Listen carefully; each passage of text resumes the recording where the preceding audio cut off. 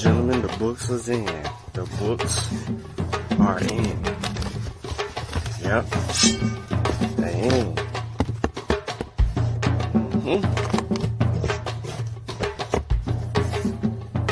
They're here.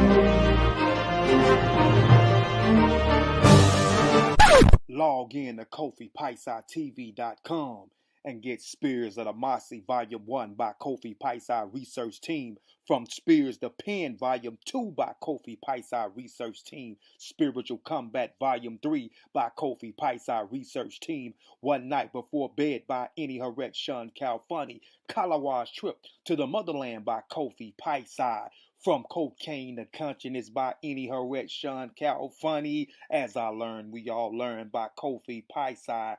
Also, if you want fresh merch, go to our online store, Family Connect Apparel, and get all the brands.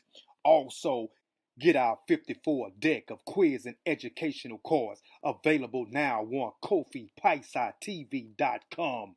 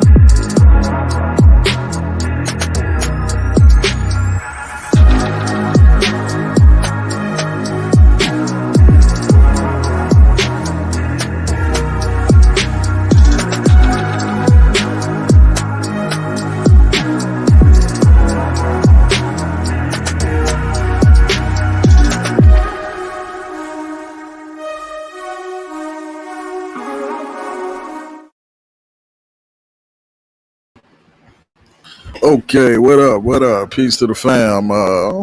It's your brother Sutek. It's not Kofi.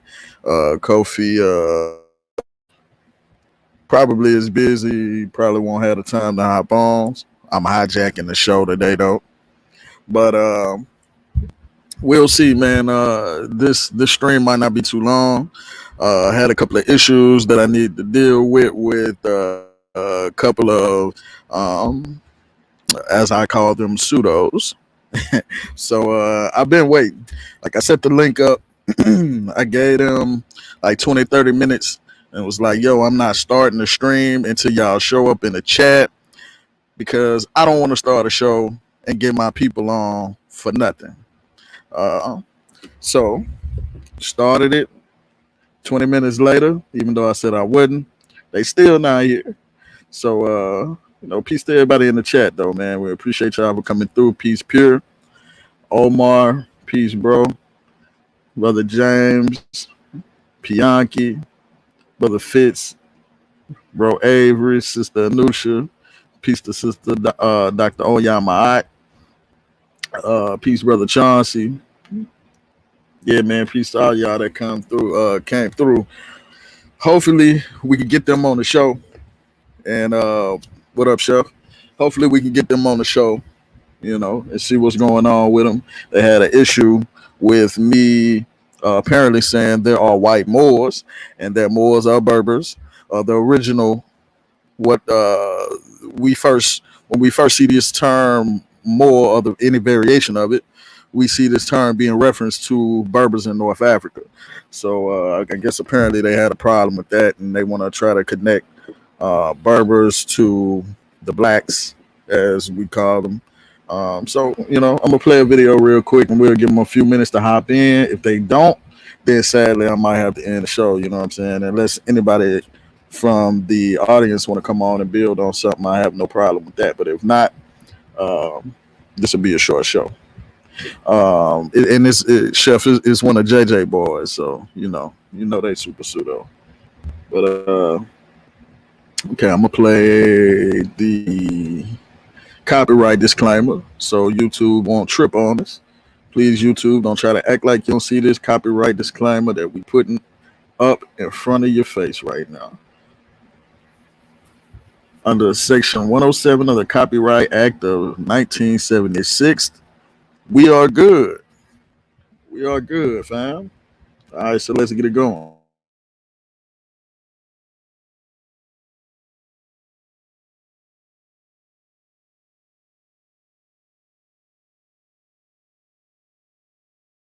Sebastian Tomek. Welcome to an ancient DNA paper review. Present-day North Africans share a majority of their ancestry with Near Easterners, and not with Sub-Saharan African. Thus, from a genetic perspective, present-day North Africa is largely part of Eurasia. However, the temporal depth of this genetic connection between the Near East and North Africa is poorly understood. So a couple of questions arises. Firstly, was this ancestry introduced during the Stone Age, i.e., were the population of the Ibero-Mauritian culture descendants directly from the manufacturers of the preceding Middle Age Stone Age technologies, or from an exogenous population with ties to the upper Paleolithic techno-complexes of the Near East or Southern Europe?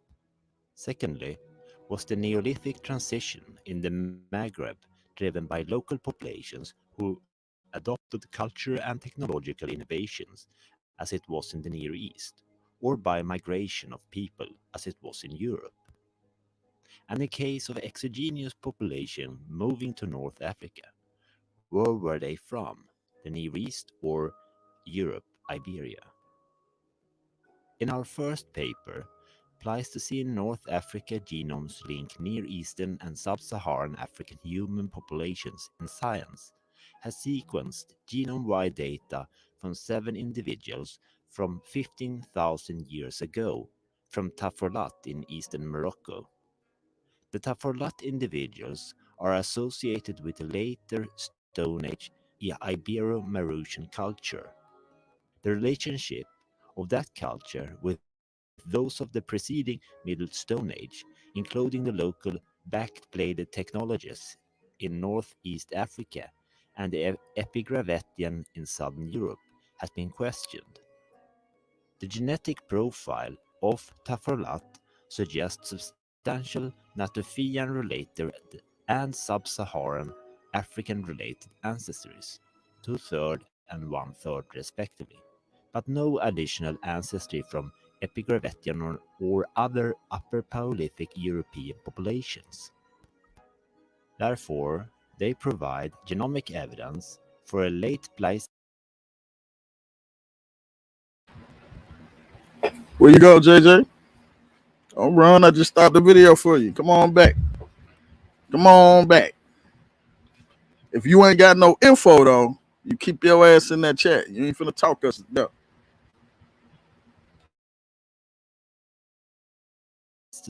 Connection between North Africa and the Near East, predating the Neolithic transition by at least 4 millennia, while rejecting the hypothesis of a potential epigravettian gene flow from southern Europe into northern Africa. They speculate that the Natufian-related ancestral populations may have been widespread across North Africa and the Near East, and are associated with the microlithic backed-bladed technologies that started to spread out in this area by at least 25,000 years ago. Further, They characterized the sub-Saharan African related ancestry in the Tafolat individuals. They find that the group is significantly closer to both ancient South African samples and Mbuti, a pygmy group from Congo, than any combination of either Yoruba, West Africans, and Natufians, Near Easterners. But additional ancestry is required, and none of the present-day or ancient Holocene African groups serve as a good proxy for this unknown ancestry. Okay, so this is the population composition on the eve of the Neolithic Revolution, and the question then arises, was the Neolithic transition in the Maghreb driven by this local population adopting cultural and technological innovations, or by migration of people? The paper, Ancient Genomes from North Africa Evidence Prehistoric Migrations to the Maghreb from both Levant and Europe in PNAS, investigates just this. In the paper, they have performed genome-wide analysis of remains from early Neolithic about 5000 BC, from the late Neolithic about 3000 BC from Morocco. To test possible migration through the Straits of Gibraltar, they also analyzed human remains from southern Iberia. Come on, bro. I know you ain't make me set this whole stream up to waste my time, dog.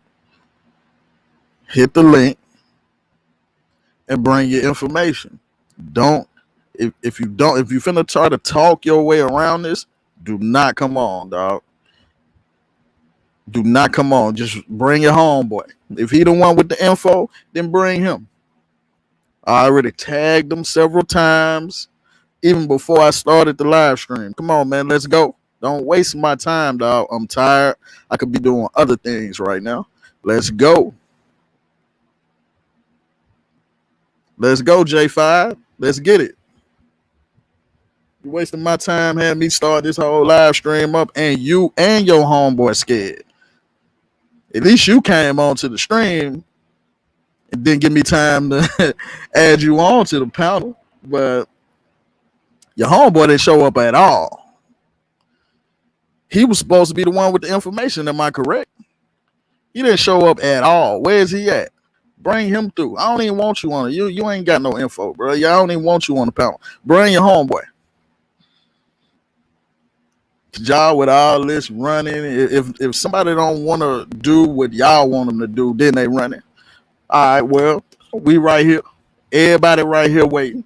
You see that? It's 17 people right now. 17 people right now waiting. They watching. They see you running. So you can be in the chat saying, oh, Sutek running all he want. But we actually see what's going on, bro. Let's get it where your homeboy at. He ain't backstage, man. He was back there for like 5 seconds. I was trying to grab something else from a different tab. He couldn't wait 30 seconds. He wasn't trying to get on, man. He was scared. He can come back. I told him to come back. I'm right here right now. Come back if you got some information.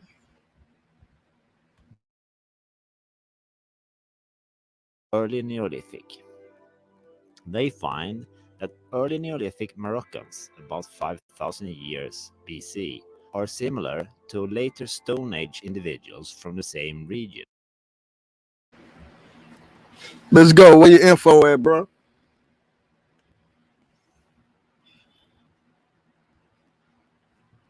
Get your boost together.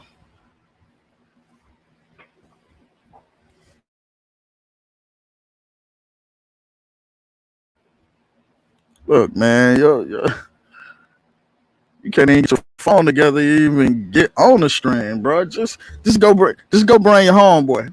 Just go bring your homeboy. You ain't even got no information anyway, bro. You just finna come on being a narcissist.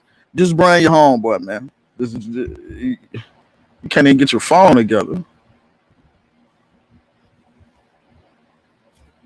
You gotta get a laptop, bro. You want to do all these debates and shit. You can't be doing all this from your phone, man. Were you at work or something?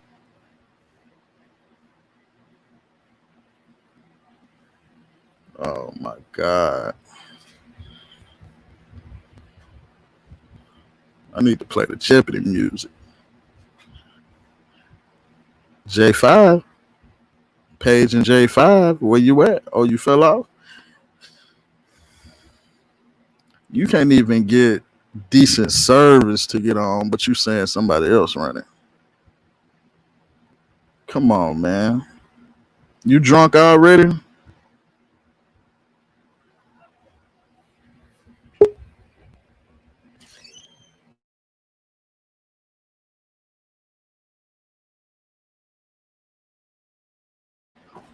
Go ahead. Go ahead.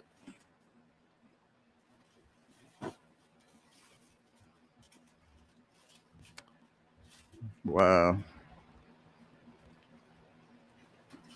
Back to the video.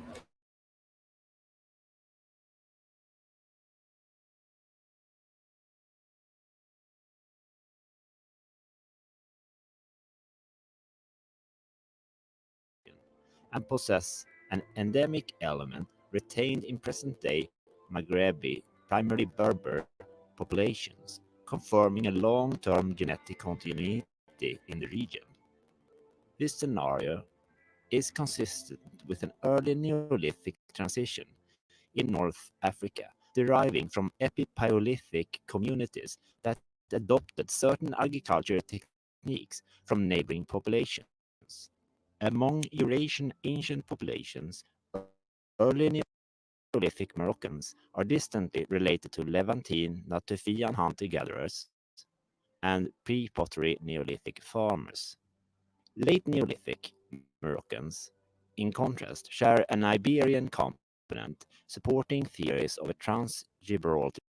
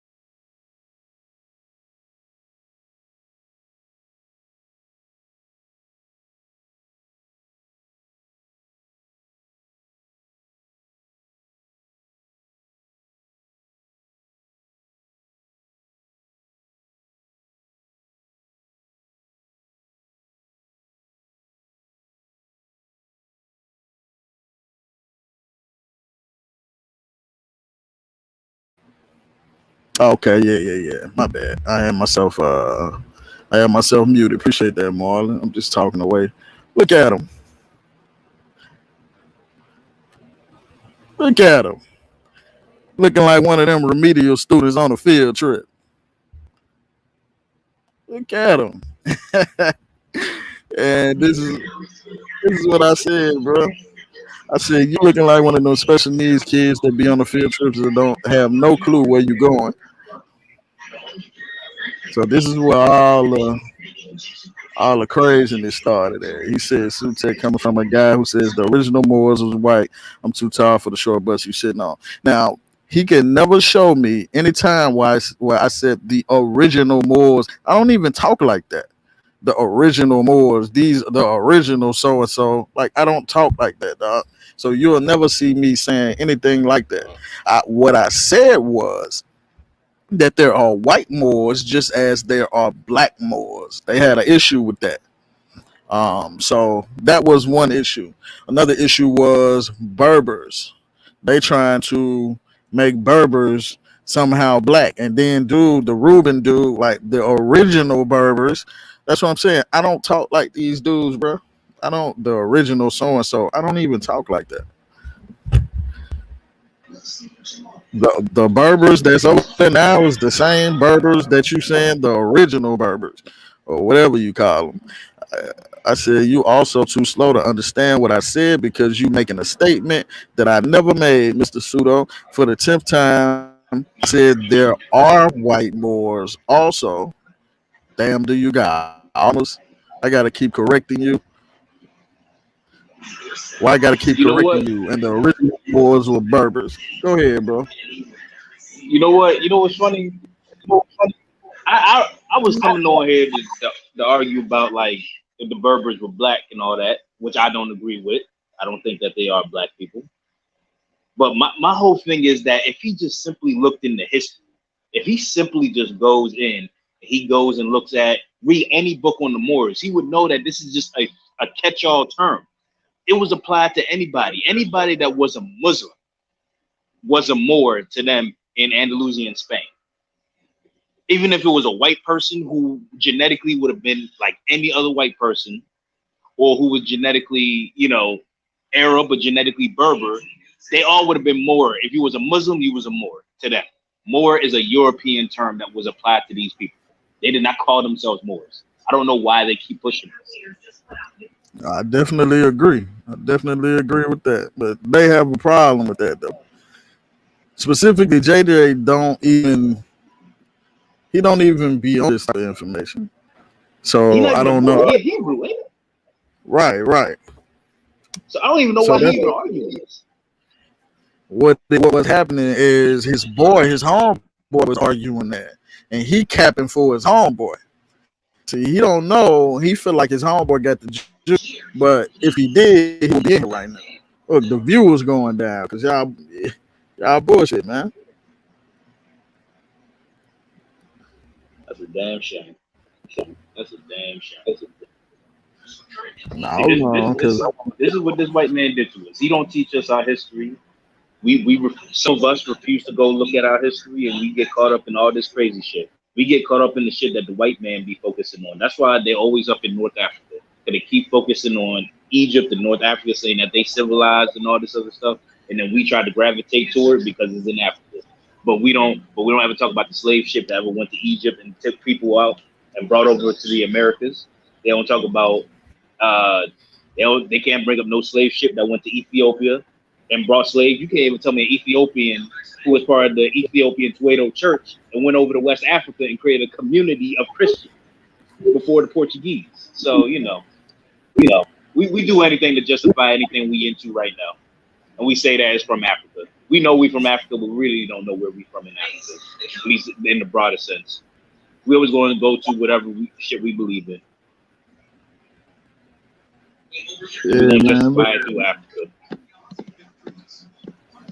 Look at him. Now he hiding.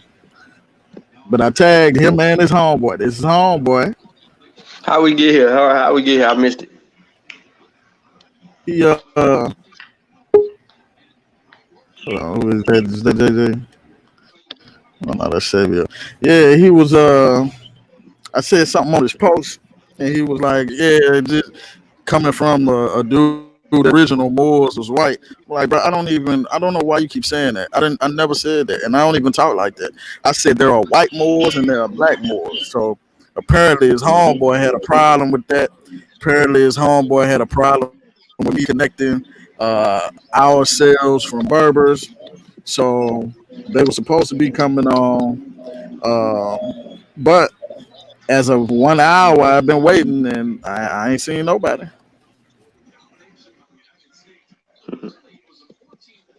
They can't argue the information because they don't know too much about it.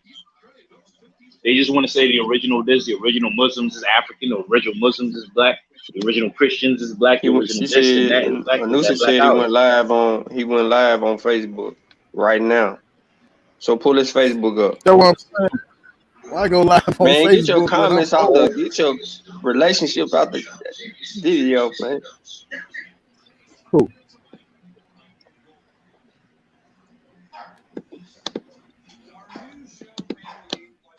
He went live on his page. Yeah, pull it up. That's him right there, right? Get educated. Look, He got his phone working that time. Huh? He said, no. nah. Look. Let me tell you what he trying to do. What he trying to do is he trying to crowd you. You went out and made the video like me and Ruben running. Comment in there real quick. You know that Drop the link in there too. original Moors. Look, he's still talking. The original Moors ain't white. They was white before they were black. Mm-hmm. That's true. There you go. Come on up in here. When they was black, they were servants. Come on, Chief Jack. I'm waiting for you. Ain't no excuse. You can jump on right here. Come on Look up in here. Look at him. He's scared of you. He's scared of you, bro. He knew you was on a live show, bro. He was in the chat. The Moors. The original Moors white.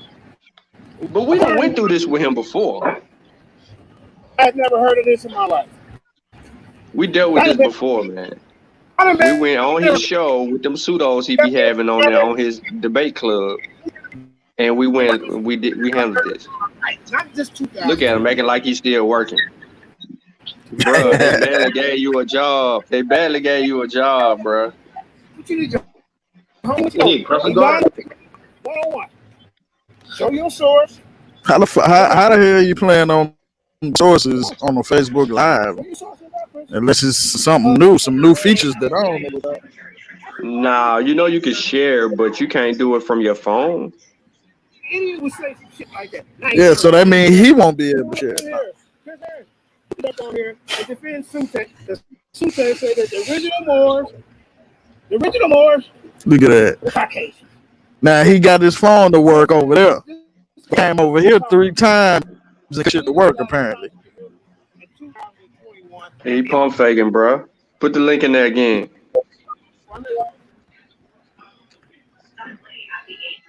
The serpent. The serpent. Look at Chris. Chris over there. That's incorrect. Yo, he literally walking back and forth. He ain't got nowhere to go. And he tagged. Look at that. Look who name tagged up there. I'm gonna see what city he is. Look who name tagged up there though. Who name is that? Oh, okay. Good look. Oh, okay. Right now. So jump on right here. I'm calling you.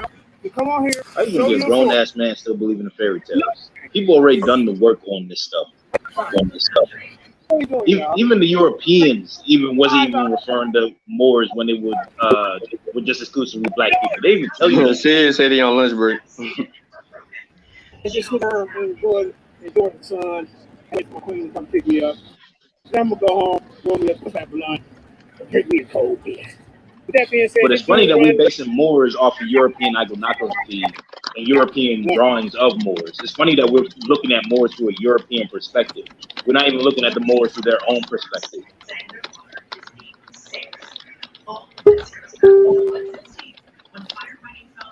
Yeah, man, dude, on some BS. said he on lunch break. He said he got off. He said he on lunch break too. Damn, he be saying And I'm telling what anything. he on, bro. He just ended the live. Yep. He still ain't. He ain't want nothing, man. He just wanted to talk. There go Chris right there. I told him, bro. Hey y'all, peace. Homeboy, the one with the Hey y'all, peace, What up, peace. Chris? Hey, what's going on, y'all? what up, bro? Hey, he told me that he said that I was supposed to defend Sutek. Let me say something right now. I don't have no problem with Sutek's information.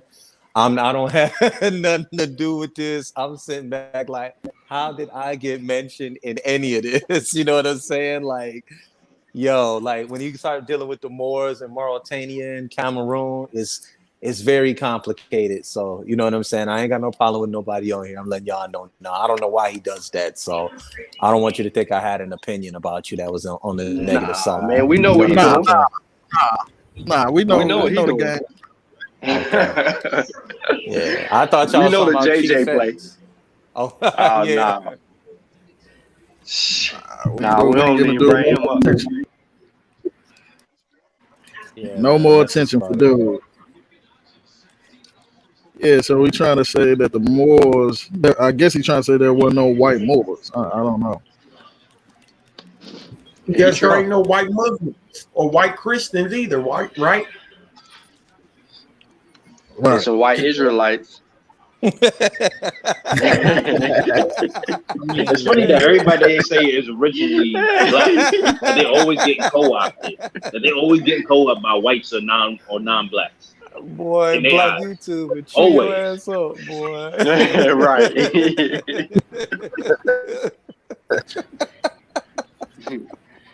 I'm gonna do a show called the White Israelites. He gonna go crazy. For real, they exist. British Israelism. That's where they get half of their stuff from. Yeah, they got all that British shit from there. Israel. British Israelism. You're absolutely right. And I didn't even know about that until like I was listening to a podcast because there's a bunch of cults that are based off of that. Especially what do you call it? Christian. What's that thing called? Christian Identities in America. They like a white nationalist organization. Yeah, they the ones that be blowing up. Christian Identity.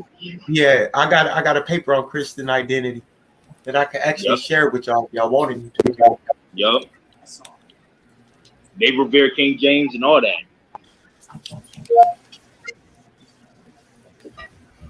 Oh, you talking? I know what you're talking about. How they revere King James. I know what you're talking about. This whole idea that everything is black is getting ridiculous. You know that everything is black, and all this that you see how they run from one extreme to another. Hey, hold on! Shout out to Ronoko Rashidi. Says everything black. Peace out. You know, rest in power to the ancestors. You know what I'm saying? That's right. Shout out. Ronoko Rashidi. All right, go back. I just had to throw that in there while you talking about everything black. Go ahead. You silly as hell. You cool, bro. But everything is black. But you see what they doing, man? They run to another hole. It's another hole to slide into, man. Because everything has been taken from them. So they got to find some way to keep this identity, this religion, or these practices somewhere in Africa, somewhere near Africa, coming from African, having something to do with Africans. So if they call them Moors, that's just another way to say that this religion started in North Africa and these Moors participated in it.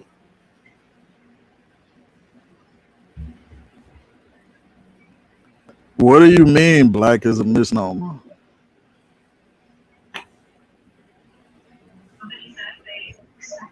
There's something earlier too. Who are Berbers in the Green Sahara and tropical Africa? Yeah, man. At one point, that's true. At one point, but that don't have nothing to do with the price of gas in China, bro. Right. Because there was no Moors. What people don't understand is this, just to make it plain, like those Berbers, no matter how they admix, their presence is, you know, up there at the tip, and they identify with you know what I mean? Like culturally, they identify differently than those below them. Their stereotypes, prejudices, and so forth. You know what I mean?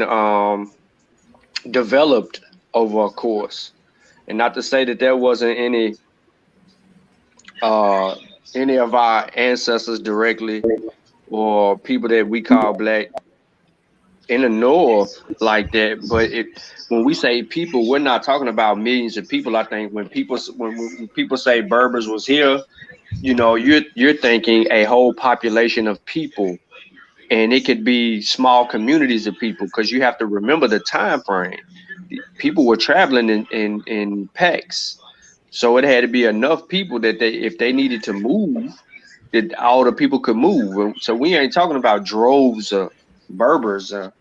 You know what I'm saying? Like, if you're just looking at migration overall, you don't see no mass migrations, or what people call in a pump faking is exodus, just happening like that, unless you just got people just moving from one place to another. But go ahead. You want to know Let me ask you. Oh, go ahead. My bad. Let me ask y'all a couple of questions about this, because I've just been thinking about some things about these Moors.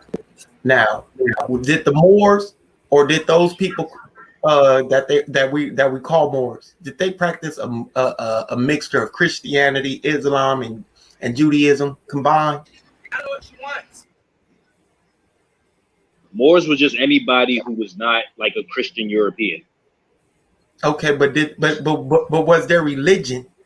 Did they have a ancient spiritual practice that was like the Africans on the continent, or was their religion or their spiritual practice a combination of those three? Because I just watched the video on the Moors and stuff. It would have been Abrahamic faith. Yeah. You know that they're not, that right there lets you know that they're not African. Yeah, I agree. I mean, I agree that they're not what we are. But here's, go ahead. Had like Ogun and their own worship practices, you know, their ancestral worships and things like that. The Moors practice a combination of those three religions. Right. They do have a native Berber religion, but that wasn't part of what they were doing when they were up there in Europe. They weren't doing that. I understand that. I'm just saying, because we gotta set some parameters, you know, and that's what it is. People aren't setting parameters with these conversations. They're just letting people say what they want to say. And there's one person who he really don't like talking to me anymore because me and Sutek beat him up so bad he got kicked out the back chat. You know what I'm talking about, right, Sutek?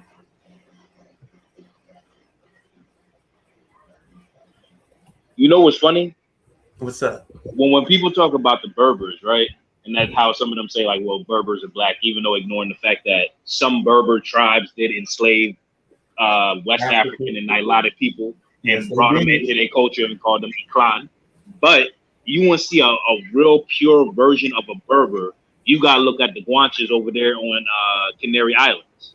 Because when the Spanish went over there, they described them people as having straight hair and pale skin and wearing animal skins for clothing, or they were naked, and in their language they were whistling.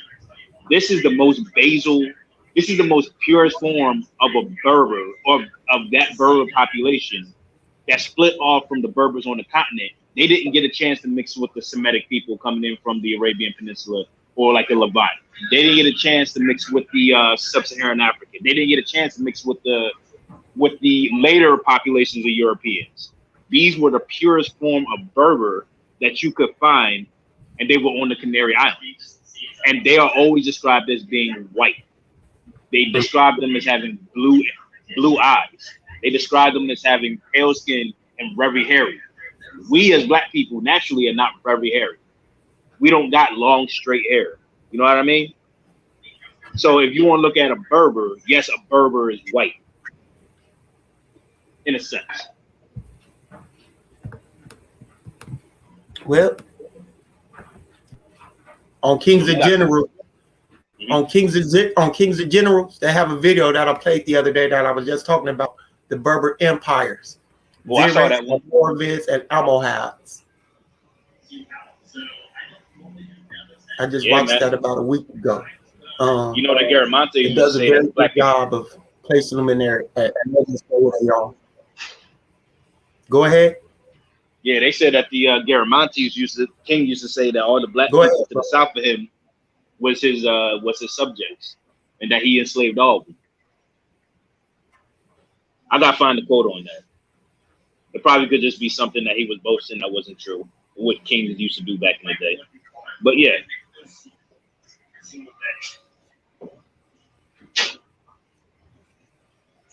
But we gotta stop. We gotta stop blackifying everything. We gotta have respect for the cultures that our people had in the ancient time. We have these cultures. We have these civilizations. We don't gotta point to everything Exactly. that white people like put us on. You know what I mean? It's like white people like Egypt. I mean, we gotta be all up in Egypt. I mean, Egypt is African. We should study Egypt. Nah, we need to look. The truth is we need to be everywhere. Because if we ain't everywhere, they're gonna write our ass out of history.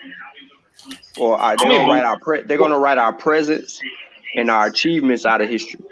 But who are they? Because the Chinese, the Arab, the European, everybody who has been trying to stake a claim to the continent.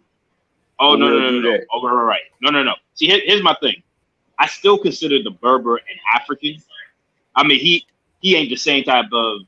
I mean, like, he's been there for thousands of years. The African continent did change and did kind of make him, but he is not what we are. That's not to go on to say that them damn Dutch people over there in South Africa, who they call Boers, they not black. They not anywhere near African.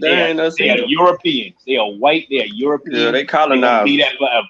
Right. Oh, they worse than colonizers. They invaded. They're parasites. I mean, that's what they are. They're still the political. Yeah, they parasites. They ain't whatever. You know what I mean? Nah, I don't call them African. You know, I don't call them. They've been there 300 years.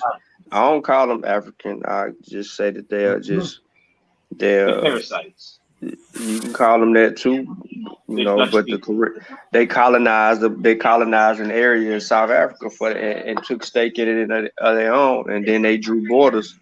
I'll call them what they are. They Dutch or they Germans. That's what they are. They colonized. They're parasites. Yep. Colonizer, parasites, animals. Yeah, whatever. It all works. But yeah, man, that's like. But at least the Berber has been there for centuries. But he ain't what we are.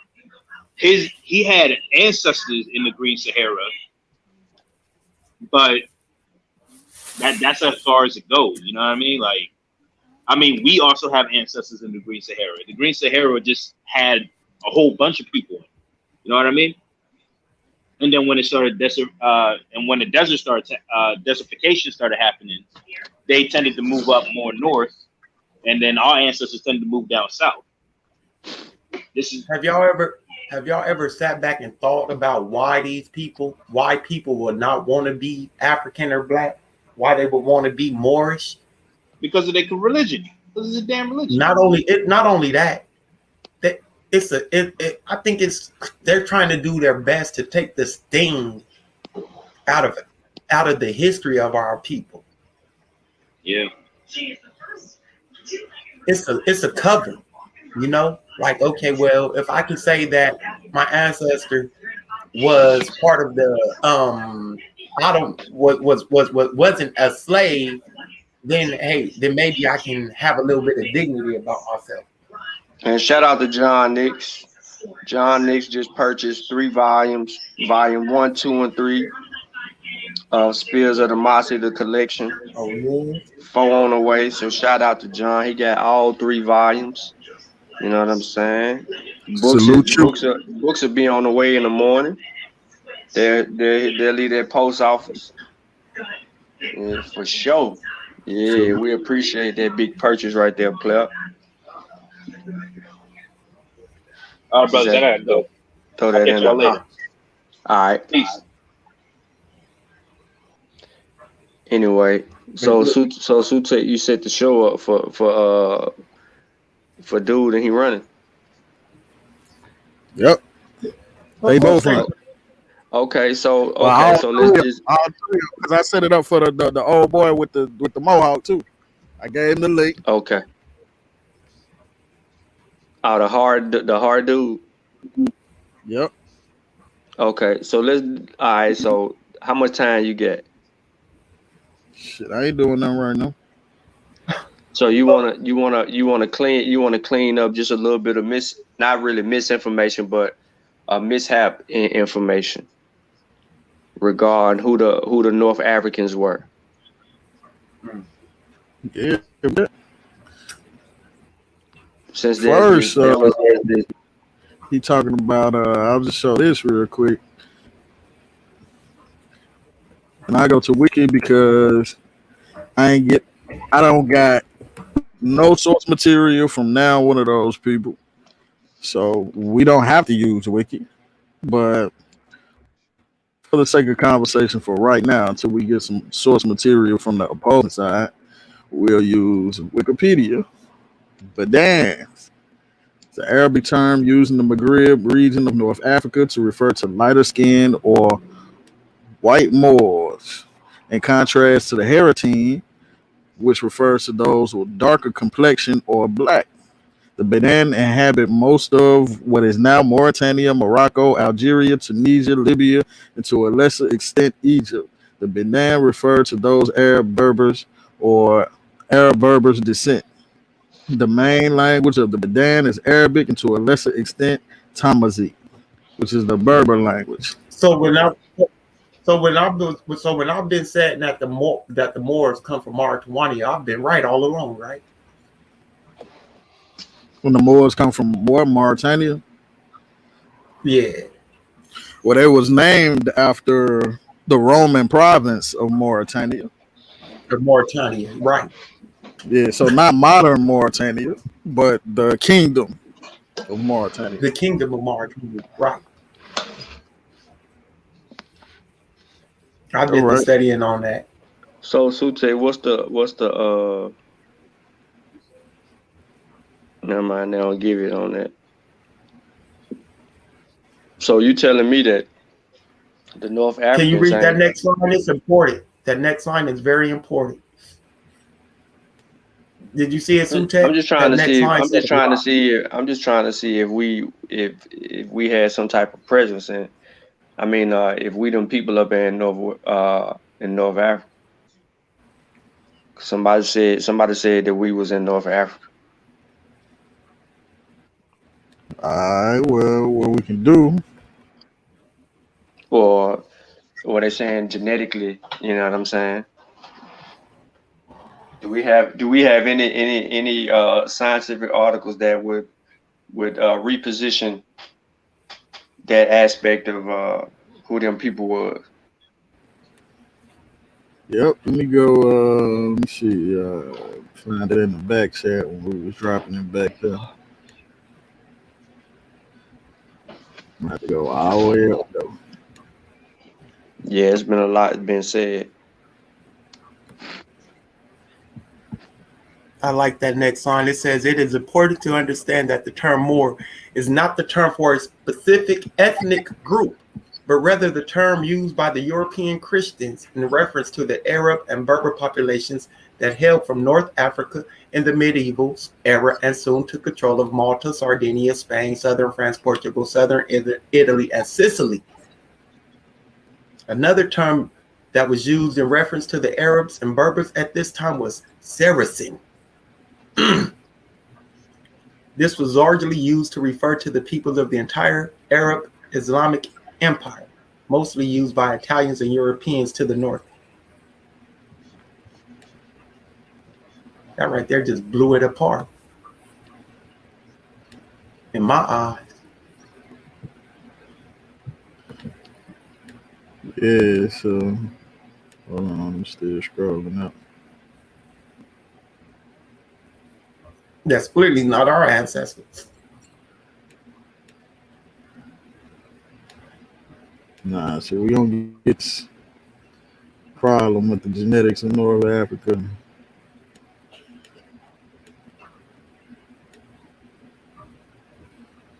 Ooh, boy, we be going in the chat. Okay, here we go.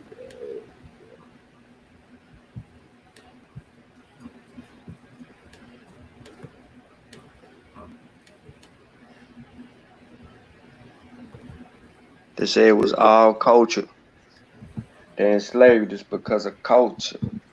Mm-hmm. It had nothing to do with skin tone. Because We of wrong. culture. Yep. They wasn't prejudiced toward the color of our skin. They were prejudiced toward our culture. Yo, people don't know what they saying until they say, yo, how could you be prejudiced towards somebody's culture when you accept other cultures' gods, other cultures' presence? See, the problem with people is this. Like when we talking about North Africa, and specifically we talking about the Tuareg, we talking about the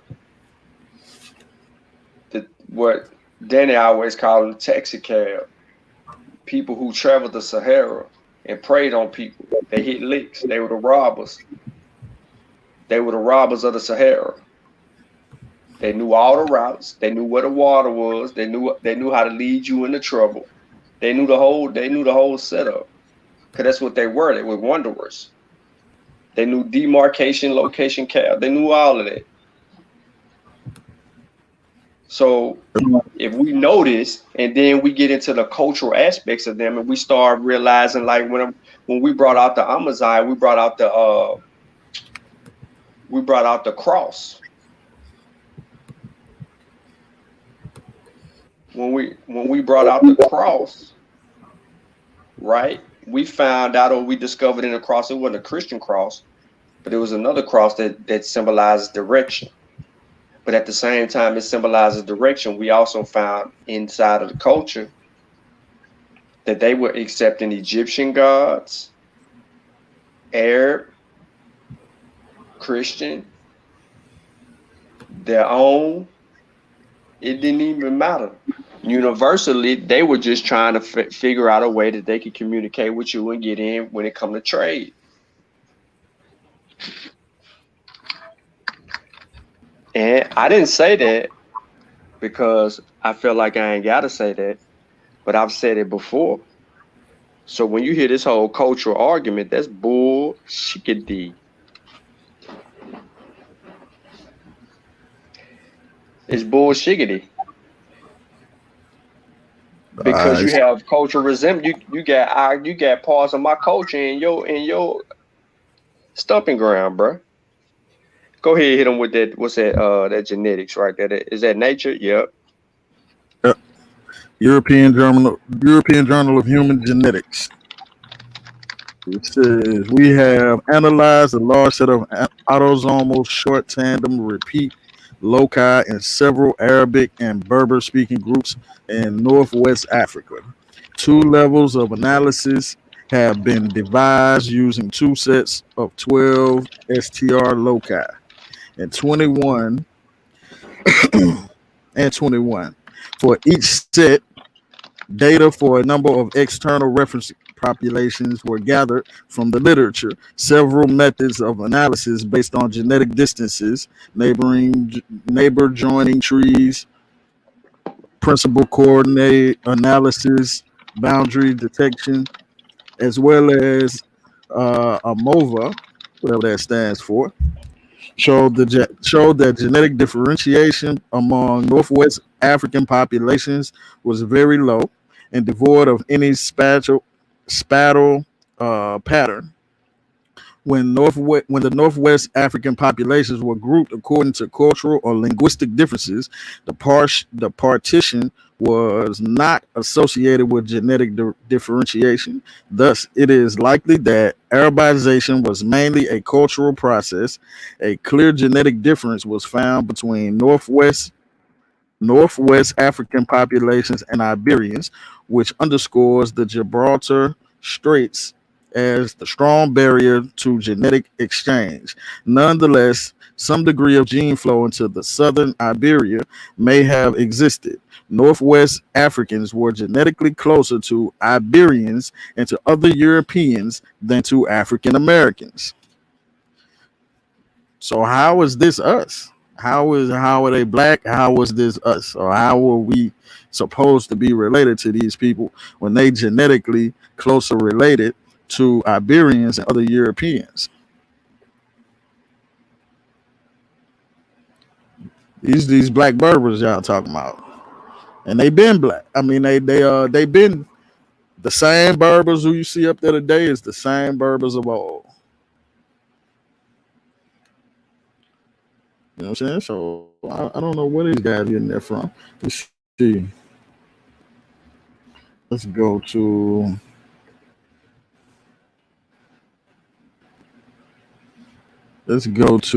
genetic history of North Africa.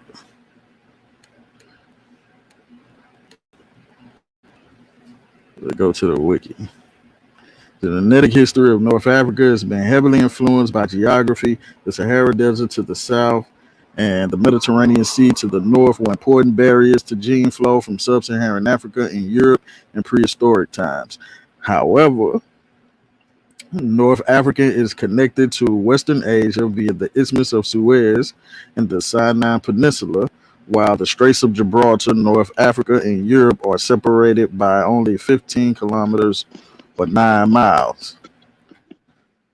Although North Africa has experienced gene flow from the surrounding region, it also has experienced long periods of genetic isolation, allowing a distinctive genetic Berber marker to evolve in the native Berber people, as well as the Copt marker among the Egyptian Copts. So these Berbers have their own distinctive genetic markers. Ooh. All right. Today, this genetic Berber marker is consistently found in the regions and populations that still predominantly speak Berber languages, as well as the Atlantic Canary Islands, now part of Spain, which was inhabited by native Berbers and their descendants to this day. A recent genetic study showed that modern North Africans retain a significant genetic component from Paleolithic North Africans of Ibero-Maurusian period. These the same boys, man. These the same people that we So talk. the Berber language is it an African language? Berber language? I'm confused. Is it linguistically whole? I thought it was an Iberian. I thought it was an Iberian language. Well, they would classify it, even though we know there's a problem with these linguistic phylums, but they would classify it as Asiatic, yeah, huh? yeah. As Asiatic, the Iberian Asiatic. It ain't Afro. Ain't no damn Afro. They ass is Iberian Asiatic. Yeah, That shit like Iberian Asiatic. Yep. that shit ain't related, man. Now I really don't care if it is related. I just know culturally that they just saw themselves just different, and they did make disingenuous comments about everybody below the Sahara. Child want the meat though. Pause. So let's get to it. Who want the Genetic. meat? The pseudos do. Oh, okay, go ahead. Yeah, go on, knock them out the park. Yeah, a recent genetic study, and this is where we at right here. A recent genetic study published in the European, this is exactly what we were just reading too. The European Journal of Human Genetics in Nature, 2019, showed that Northern Africans are closely related to Europeans and Western Asians, as well as Southwest Asians. North Africans can clearly be distinguished from West Africans and other African populations dwelling south of the Sahara. Damn, that's a punch kick, punch elbow drop combination right there. There you go. That's like one of them Superfly Jimmy Snooker combos. See what I'm saying? And Ain't okay. no argument. We clearing up some stuff that was said yesterday. Somebody said that the North Africans was black, was us, that we was up there, whatever. The data don't say that. The data don't agree with that. Now Sutek did the Berbers did the Berbers enslave us because we was black? Yes, they did. Yep. Yeah, enslaved us because we was black. We got the sources on that. We already pulled that out. They definitely enslaved us because we was black. Obi Latiwa says so. They not North Africans are not African if they're related to everybody outside of Africa. No, they African. Nobody makes that claim about them not being African. They African. They don't want to be African. We damn sure is Kemet. This ain't the pseudo killers.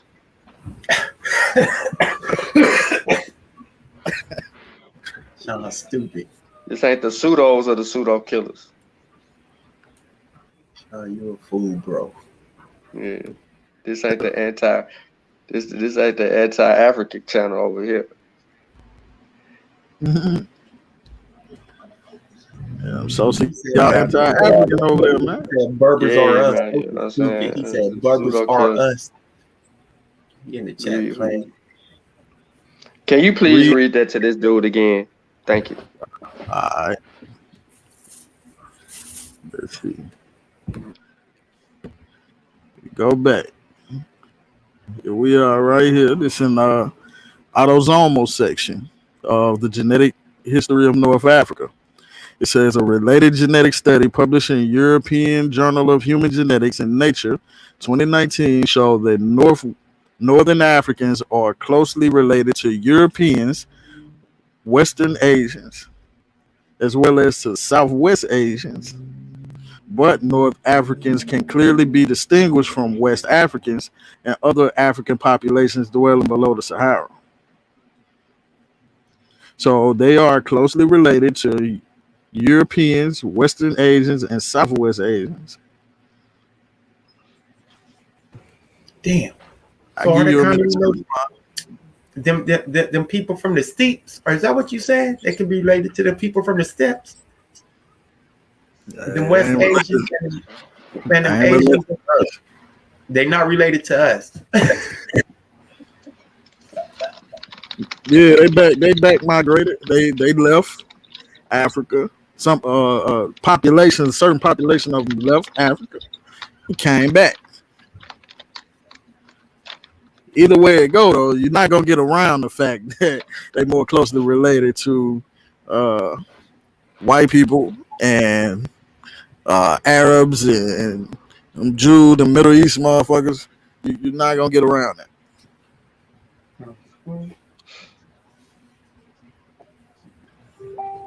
Well, damn.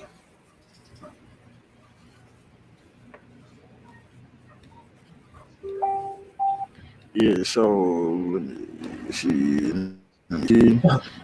We go back to the backend page. And they're about 20,000 years according to Sosa. They can, folks. Sosa in the chat playing. He been stupid. They talked about Heritine on this White Moors page. I know anybody that watch Kofi Pasa TV, y'all familiar with this already, but maybe some new people. So the Heritine, also referred to, and these are different spellings. The Haritini are a group of indigenous dark-skinned Africans inhabiting parts of North Africa and the Sahel. They are particularly found in modern Mauritania, where they form a plurality. Morocco, Western Sahara, Algeria, in Tunisia and Libya, they are referred to as Chouachine. I might be saying that wrong, but you get the point. The Haritine are distinct from modern sub-Saharan Africans and speak Maghrebi Arabic dialects as well as various Berber languages. They form the single largest defined ethno-linguistic group in Mauritania where they account for 40% of the population. They have been called a socially distinct class of workers. Now they're calling them distinct from modern sub-Saharan Africans because a lot of them have been admixed with these Berbers, with their Berber masters. You know, these Berbers took on the culture of the Arab, and the culture of the Arab was to shit on the black African man and mate or reproduce with the black African woman. Right. So this is why they're saying they're distinct, but these people are primarily of sub-Saharan African descent. If anybody want to challenge that, I got the sources on that too.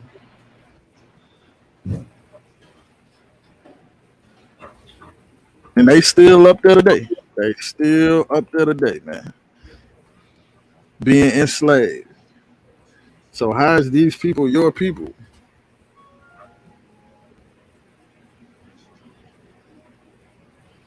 Said what makes a people a people? Ujao ain't finna walk us today, man. Absolutely not.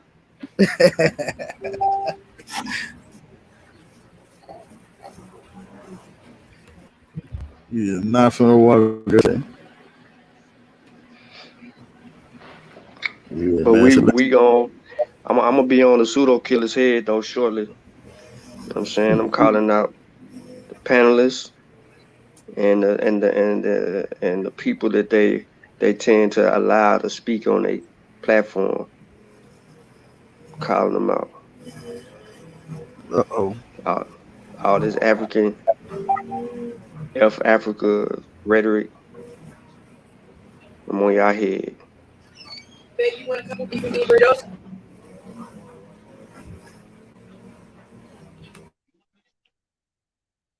What makes people the people? That's funny though, because you're talking about culture. But everybody developed their culture within. But the culture ain't how you prejudice against something that you made of yourself.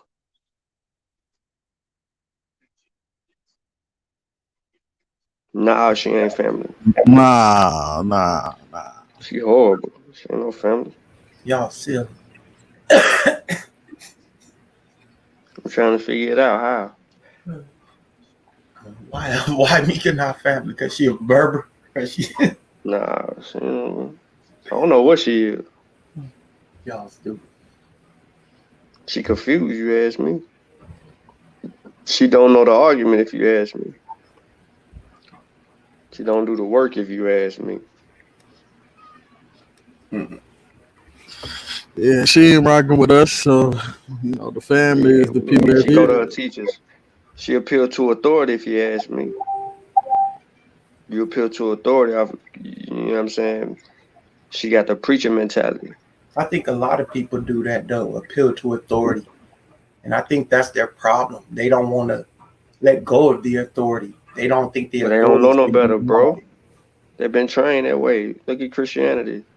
My pastor, my preacher, my bishop, my church, my choir, my deacon, my first lady. All that bull crap, bro. They've been trained that way, man. The church do you like that. For real. Don't nobody care about that. You know what I'm saying? We respect people and all that, but that don't mean nothing to me. If you don't know the argument, why you sitting there making an argument against the argument that you don't know about? What is science in that? Got a point. Talk about correction. So look at this. Nah, I don't block no. I don't King Core. I don't know what you talking about. Ain't nobody Yeah, so- blocked you. So ain't nobody blocked you talking about y'all just block whoever don't subscribe to your skewed. Nah, first of all, my views ain't skewed. Secondly, secondly, Corey, we don't do echo chamber either. We deal with information, sir. Now that's concrete core, I think. Core or Sheffer. But it's core. We don't do echo chamber. What we do is we gather all the evidence before we make a conclusion. We don't try to use one source and make it the end all be all or the authority on the said subject. We deal with multiple texts. Nah, she ain't learning nothing. She been running in circles for 2 years. Ain't nobody finna give me that you learning something. That You shit say ain't she's been flying with running me. in circle for 2 years. Well, sometimes it takes people a while to really find out what's Nah, going on nah, with people. nah, nah, nah, nah. That's You know, excuse. That's an excuse. That's an excuse black people keep giving to other black people. Sometimes it take too long. Nah, we ain't got. First of all, we ain't got time to keep going backwards. We I keep having understand these that. circular. We keep having these circular ass arguments that the pseudo killers keep on propagating, and that's setting us back.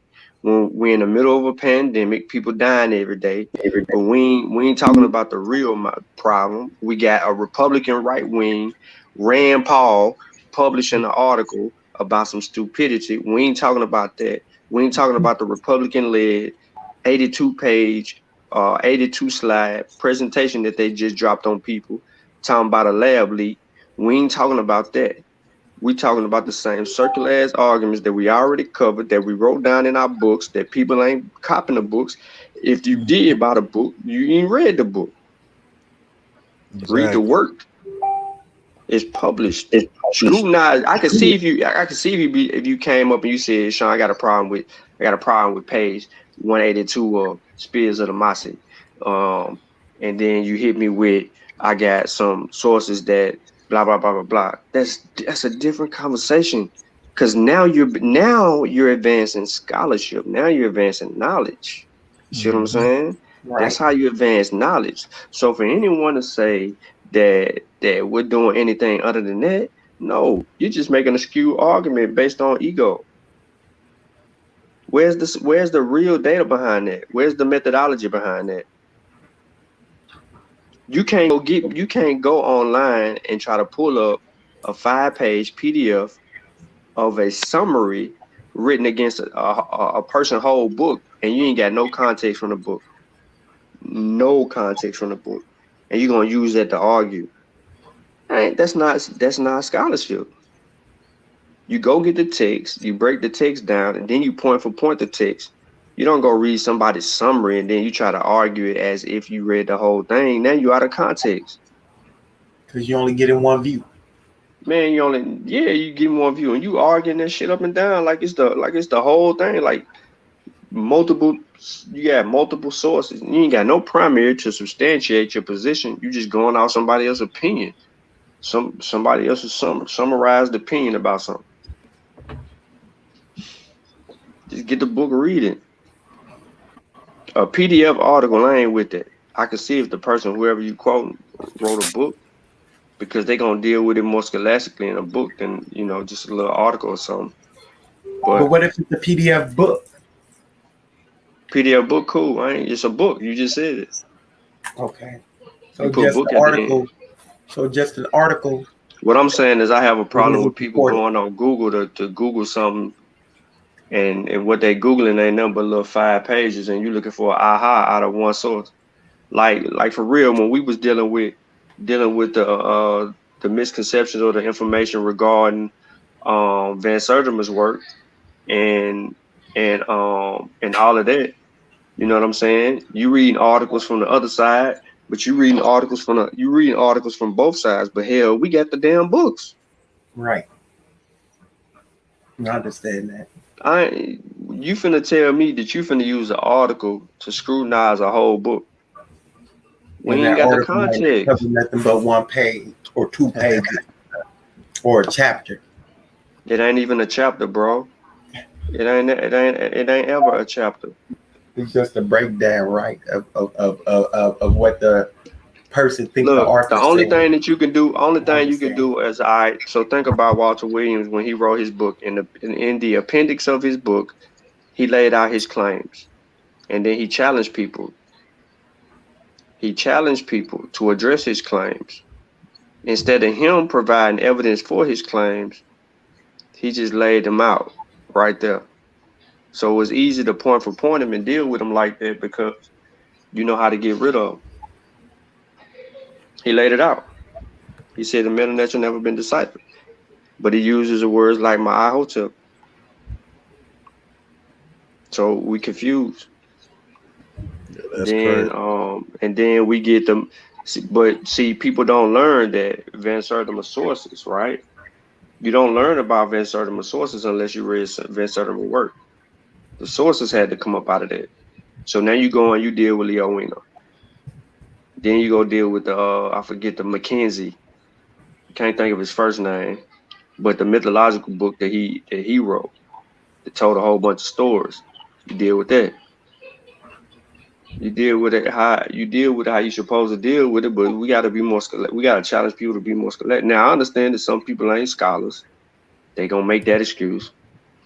Some people just laymen, they just like to talk shit. All right, we got you on that. But when you're talking about advancing people, bro, you got people hearts and minds on the line. You can't be lazy with it.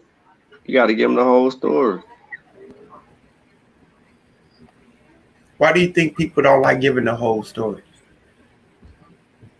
They don't know it half the time. Motherfucker They don't lazy. be knowing this shit. Say they don't know it half the time. Nah, you can't be pulling the thunder on us. You can't be trying to learn that shit while you're in the middle of an argument. Trying to learn as you go. Yeah. How did you arguing? Yeah, you arguing as you go on some straight up bullshit. Mm-hmm. She got the 20 RGUs too. All right, that's lunch. But it is what it is. People don't like being called out on that stuff though. Yeah, Jamal, they do have agendas. They do. They do. I ain't tripping though. You know, if you got an agenda, just say something. But you can't have a problem with something that you ain't studied in, bro. You at that point, you at the point of belief.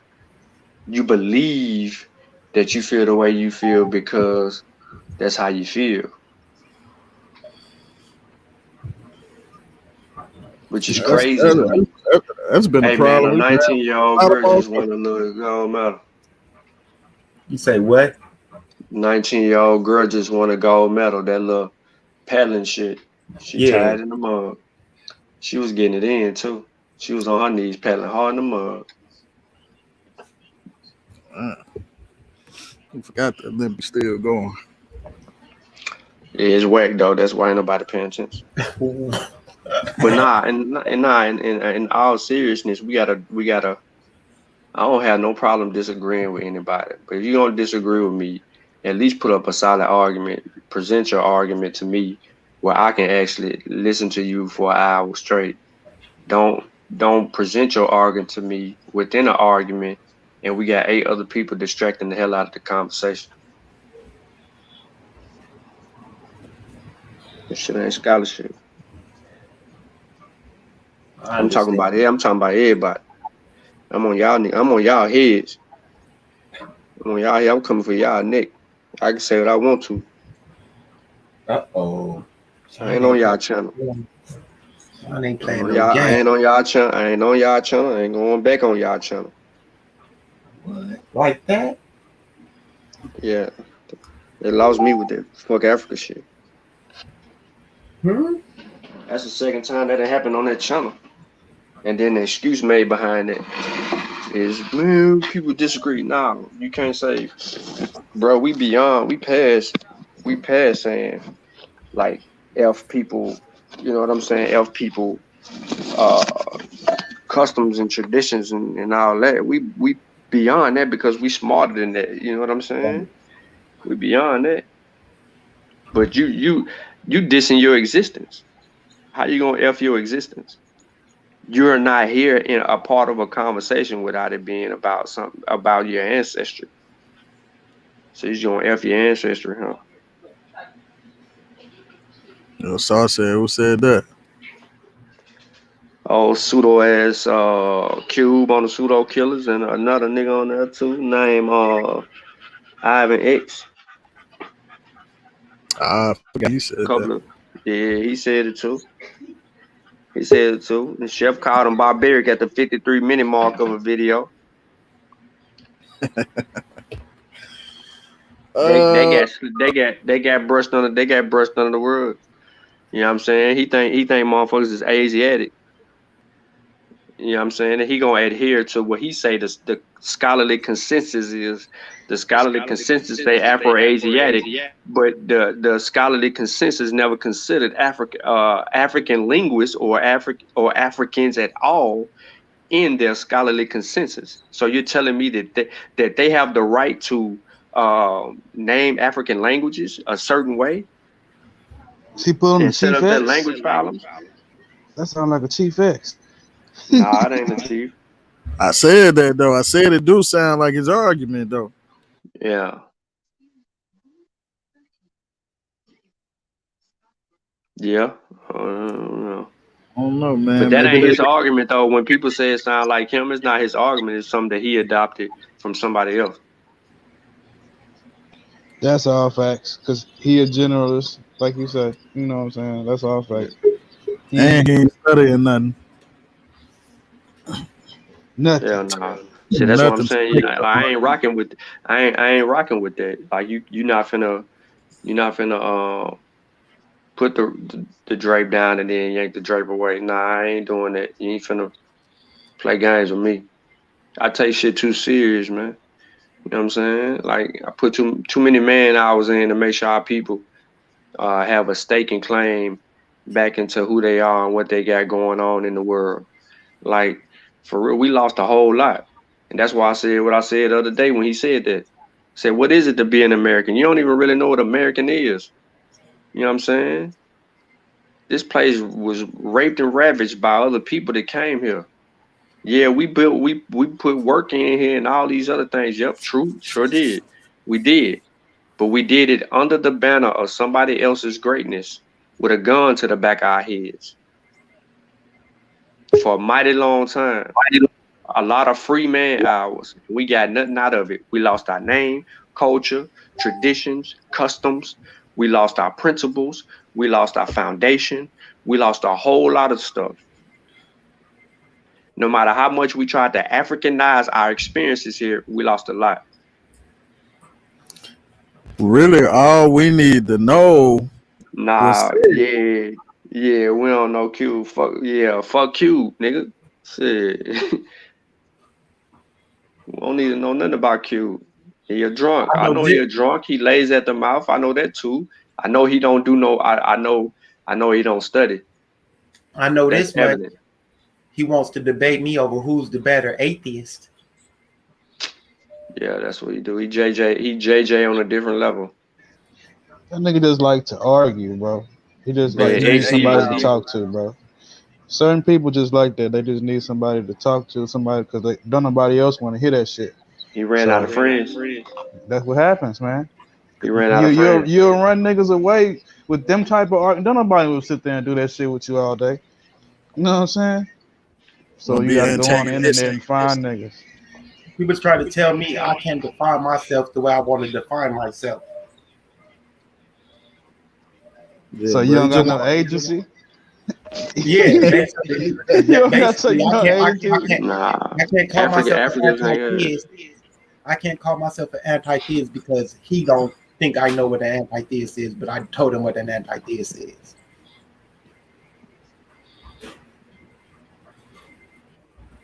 Yeah, dude just want to argue, bro. If you a lot of times when he come on somebody live stream, he haven't heard the full conversation. He hopping in the middle of the last 5-10 minutes and just trying to debate some shit. Nah, that nigga in the chat distracted trying to argue with the chat and the panelists. Talking about I heard the first 15 minutes and then I stepped away. Nah, you was in the chat the whole time. You don't pay attention. Your attention span low. You figure out 2 points you want to argue, and then that's it. That nigga be mischaracterizing what y'all be saying. I be listening to like that's not what was said. How is you even interpreting that? And then you don't understand, nigga. That's your interpretation. That's your projection as to what you thought this man was saying. You formed the whole idea off of that, whole position off some that's that false premise, huh? Huh? Whoever had that false premise, he don't be Yeah, it's false understanding. premise. My bad, I was typing. They're going in with them. Y'all know I be working and and working at the same time. But Tennessee Tip, man. Where is Jeremiah at? What happens? I was trying. That's what I was in there with African Emporium over there looking at them stocks. But I seen that y'all was trying to beat them up. I had to come over here and try to throw some jabs. Man, he ran. I done inboxed him and that nigga always running off somebody's street real early. He don't be knowing shit. Man, he want to control the shit. He want to be on the platform. He want to go over there to the lines there with that weird ass shit them niggas be doing. Yeah, he like to be able to run it. And that's what and that's the other problem with outside the queue. He like to try to come on panels and run the panel his own way. You know, I don't understand how people think they can come on somebody's show as a guest and run it the way they want it to go. You feel me? Nigga tripping. What I don't want to talk about that sucker no more, man. I think it's something else we want to talk about. So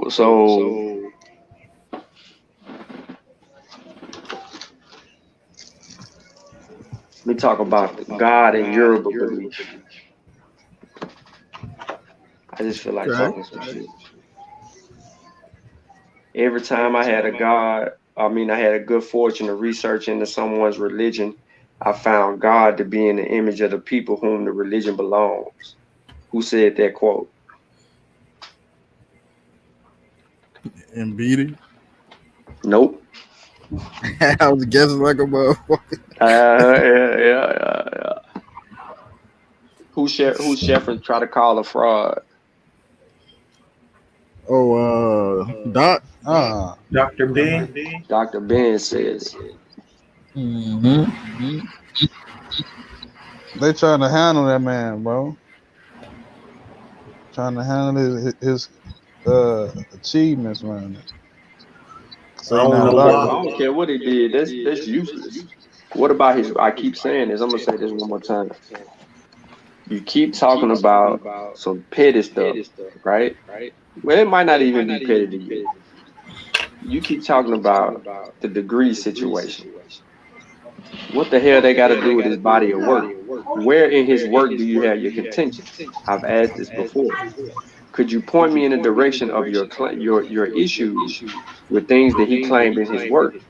And we can deal with Dr. Ben on a scholastic level. Us still trying to argue over it's Chavis with the echo. If we sit here and we arguing over degrees, I don't care nothing about that. That's useless to me because people be giving away honorary degrees like it ain't nothing for people who move the people forward. So, but if we're talking about information, where is he not solid at in his information? Where's your points of contention? Don't bring up shit we brought up about Dr. Ben that we ironed out.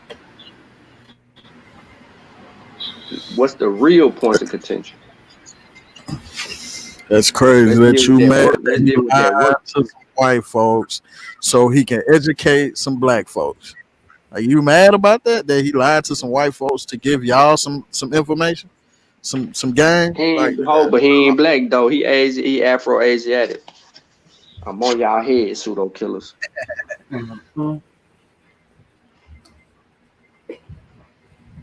And then core crime by the existence. I'm on everybody. A core crime by the existence. Supposed to be the most sane person over there. He crying about some existence, and then want to turn around and talk about the cosmos, which explain existence.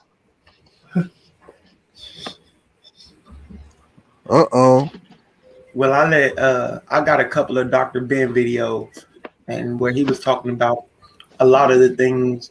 I think he was clearing up some misinformation, and he actually spoke on some of the things that you were just pointing out.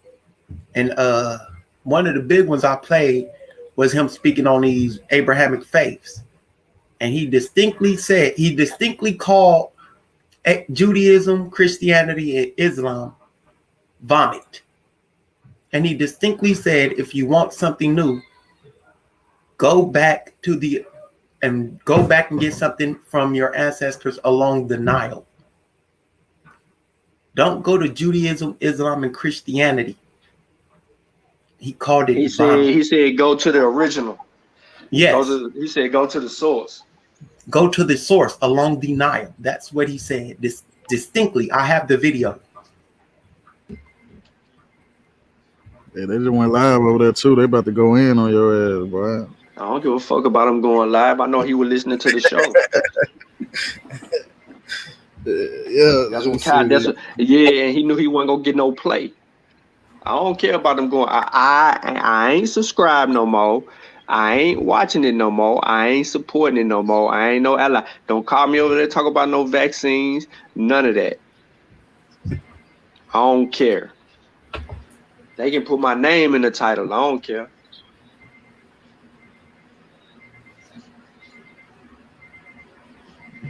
You see what's going on. So what, we're supposed to just discard all that information from the ancestors, the Dr. Ben's, the Dr. Clark's, and all those? We just supposed to man, listen, bro. Listen to me. Listen. Chevron name is Chevron L. Where the fuck is L at? Oh, Corey. No, hold on. I'm picking them. The only I ain't saying nothing about Vans. I ain't saying nothing about Sosa and Vans. I ain't saying nothing about Sosa and Vans. And Kent. Even though I ain't Kent. I can pick with Kent. I can pick with Kent though. Yeah. But I ain't saying that like that. But Chevron, Q, and goddamn Corey and these Cosmos. I can pick with Corey because he's talking about the Cosmos. He don't realize because his worldview is so tainted with being an anti-theist, right? That he don't understand that when he explaining the cosmos, if he was explaining the cosmos to an African, they can look at this shit the way that he look at their shit. They gonna like that's some bullshit. You know, you feel what I'm saying? The reason that they'll say that it's bullshit to them, right, is because they would have deified what he's explaining. They would have just gave it names.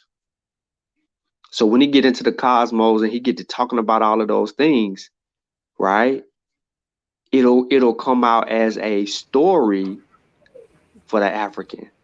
For instance, hear me out. I'm gonna show you how creative the genius was. Okay, once upon a time, millions of years ago, an unstable earth exploded. From that explosion rose different type of plant life, continents, water and substance, air, oxygen, you know what you call oxygen, all these different things. In the water existed something in the form of bacteria. Bacteria formulated into other things. Single cell organisms developed. Along came a fish up on the sea into the land. From there, the development of mankind took place. It'll be some crazy. It'll be something like that. But you can understand. You can visualize what actually is transpiring when you're talking about the creation of the earth, right? You're talking about the Big Bang. You're talking about how life evolved, how things became into being, existence.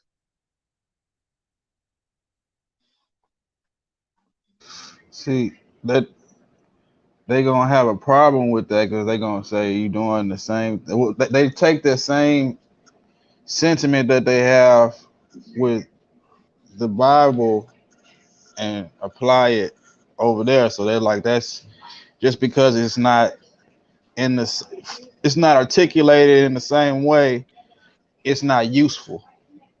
It It's is not useful. useful to you. I'm saying It's that's how they feel. It's like, nigga, it's not yeah, useful to you, nigga, because right. you speak But I'm English. teaching people. I'm teaching. But listen to you when you slow it down. I'm teaching people about how things came into being. No, I I hear said you. something. I know. I said something once. I said it didn't exist. Right? Nothing. There was nothing there. Nothing from nothing gets nothing. But something transpired that caused nothing to turn into something. From that something, other things began to form. When other things began to form, something out of that nothing created a single cell organism or developed single cell or a multitude of single cell organisms. From the single cell organisms, developed other life forms. From those forms, one left the sea and entered land.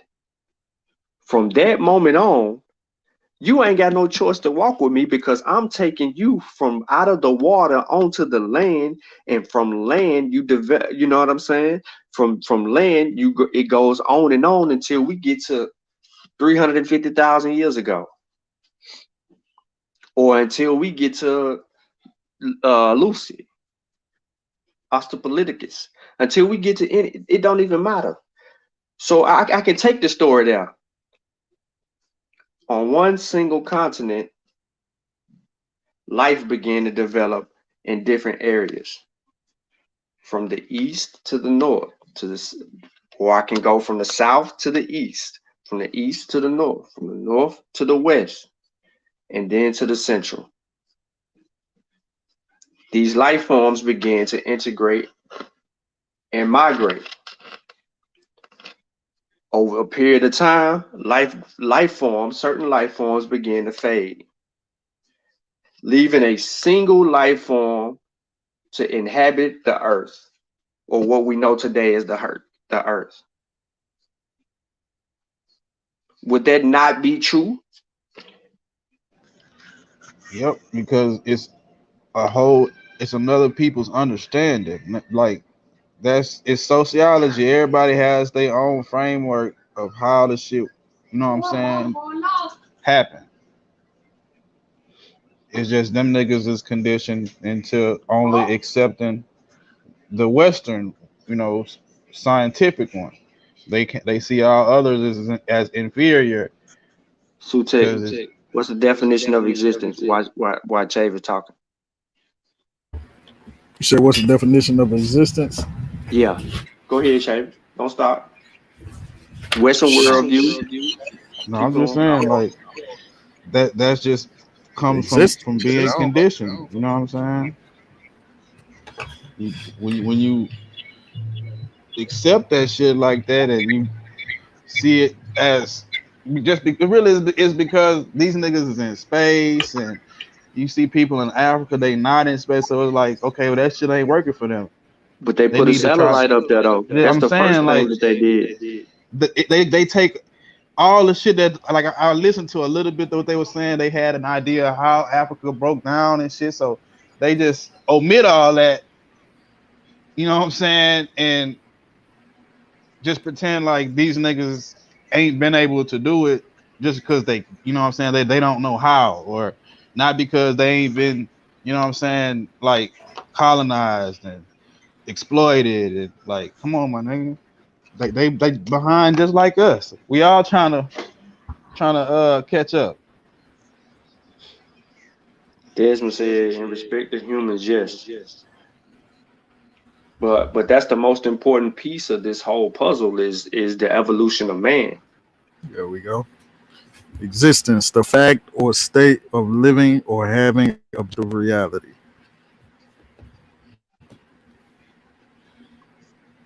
So when the African says everything is everything, then it talks about the fact or state of living or having objective reality.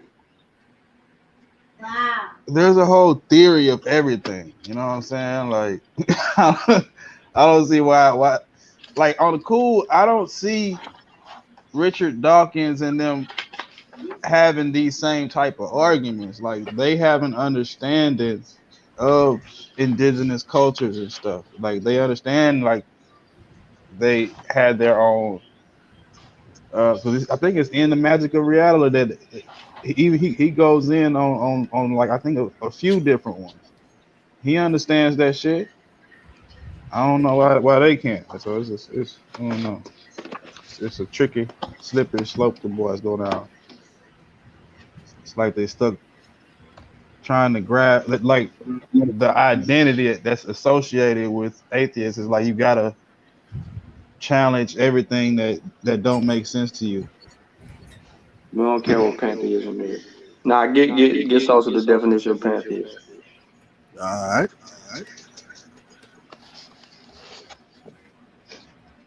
I'm gonna give y'all a little bit of the Congo real quick. African siders in general and Bantu in particular perceive a human being as a power and a phenomenon, perpetual veneration from conception to death, a perpetual reality that cannot be denied, and more so after death because this physical reality becomes a spiritually living reality in words, deeds, experience, image, and invisible radiating sun. As such, a pregnant woman is perceived as the carrier of a new and holy package full of power and energy in a continuum genetically of old radiations under new form. The entire community awaits for the coming of a package, the infant of the Muntu to be born. The birth of a child is perceived as the rising of a living sun in the upper world, sun as in sun, in the upper world, the Ku-in-Siki, the physical world of the world or the world of the living community. This living sun, depending on the genetic power passed on to it at a moment of conception, is endowed with or born without the fullness of self-healing potential innate in any human being, which constitutes the healing power that generates electricity throughout the human body. This electricity, or is a they give it a name, a yumbe ma into, is a key to dingo, which is the healing process of the living being. The death of a human being is perceived as the setting of a living sun in the lower world, the spiritual world of the ancestors, the community of the dead. The Bantu concept of human beings influenced upon the environment, society, and his fellow human being is very clear. Nothing is isolated in the universe, visible or invisible. The sun always shines and will feel its warmth. Likewise, human beings, living or dead, as living suns, SUNS, rising and setting around the world, are all related to each other. The warmth of radiation never dies sunset, the physical death.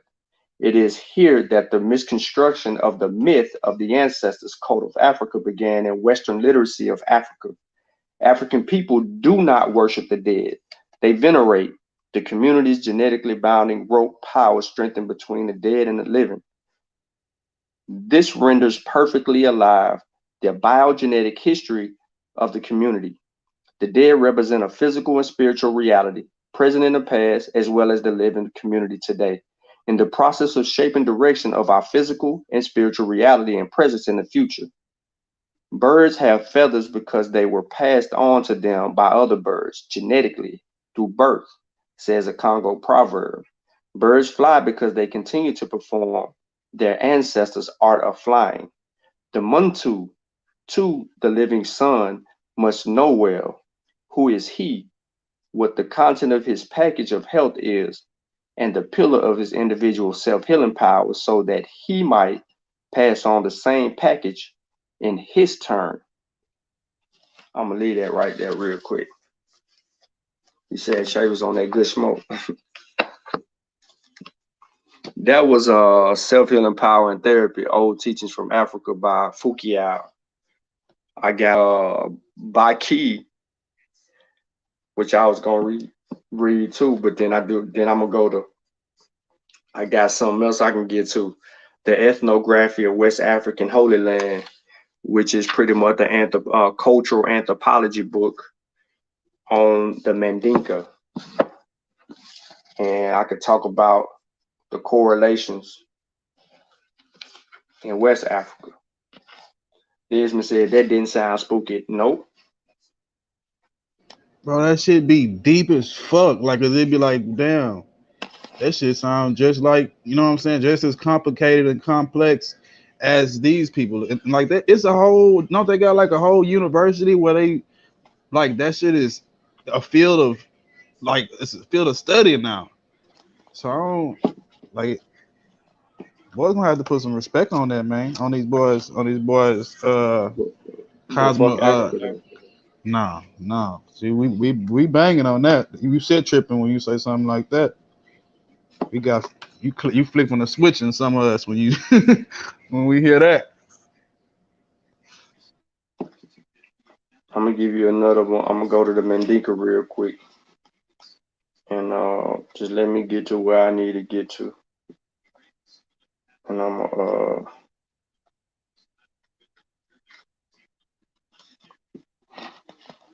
want to come from the hip on another one. What is the book from Spears the Pen about? Sutek. While I'm looking for what I'm looking for, what Spears the Pen about, bro? It's a survey of the minds of African warrior scholars. So when we say survey, we literally mean survey. Each chapter that you're dealing with is going to be about different topics.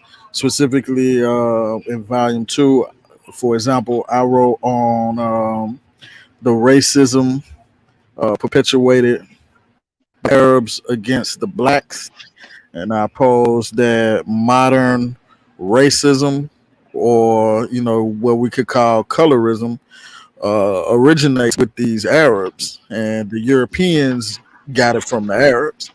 So a couple of other brothers deal with different issues and different topics.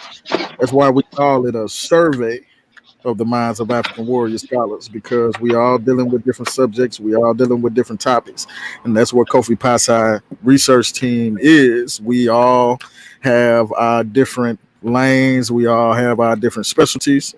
That's what makes us unique from a lot of other groups. A lot of other groups like to focus on one topic, one issue. I think that's dope, but we are more diverse because of how we are set up. So that's what volume 2 is about. All right, so let me drop this on you. So a human is composed of 4 main elements: flesh or body, breath, intelligence, and soul. The enduring parts of a human being are intelligence and soul. These go into the afterlife. Informants agree on the location of the two qualities. Intelligence is located in the heart. Soul is located all over the body. The Mandinka word to die is fa. It also means to kill, implying that one never dies, a so-called natural death. It is also believed that whenever anyone dies, he shall rise again. One's intelligence and soul will endure, and one's body will rejoin them at the end of the world. The transition into the afterlife is orderly. At death, a Mandinka becomes a sort of transitional corpse that is not entirely dead.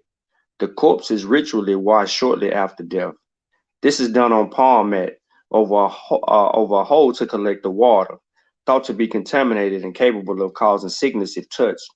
The body is dressed in white burial cloths and is sewn in the white burial shroud, a practice characteristic of Orthodox Islam.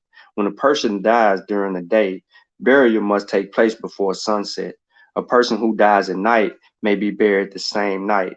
However, he is often not buried until the following morning to permit relatives and friends in the village to attend the funeral. So I threw that extra little part in there because this one specifically was talking about death. But just to add to it a little bit, this is influenced by the Bukau village setting of the Mandinka, who are heavily Islamic currently. But when you hear me talk about that, and there's Islamic influence on these people, I'm showing you how they still are maintaining certain elements of their culture, even inside of Islam.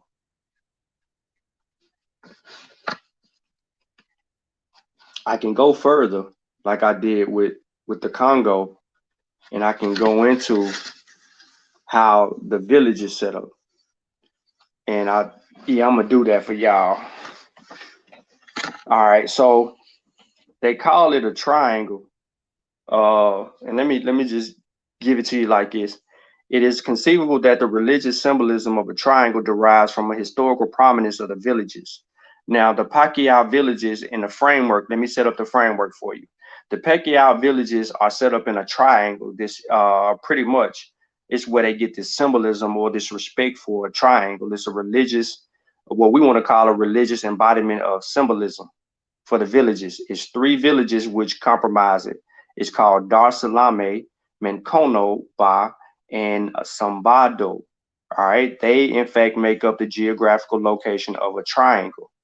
Now they have this thing called the Pacquiao, which is the village, and they call it the navel, the head or of the liver. Now it's a symbolic phrase basically. They even when they cook, they even use the same symbolism in their cooking with their fires, the cooking fires. They'll use 3 stones or whatever and line them up for the cooking houses. They'll be shaped in the symbol of a triangle. Now, Allah all over this thing, but they still hold to their cultural beliefs. Now, as I said earlier, it is conceivable that religious symbolisms of the triangle derives from the historical prominence of the villages. Aframbe, Sagam, and Makomo Ba seem to imply this is when he said that Allah has favored us over neighboring villages. He added that in the 19th century, the villages formed a common defense against raiding and pillaging. I was often tempted to look at the sociological or historical explanations of the triangle. For example, Dar Saleme played the leading role in the 1843 jihad and also traces his ancestry to Karantamba. Makono Ba traces descent from Kita. Yeah, you know, the royal clan of the Mali Empire.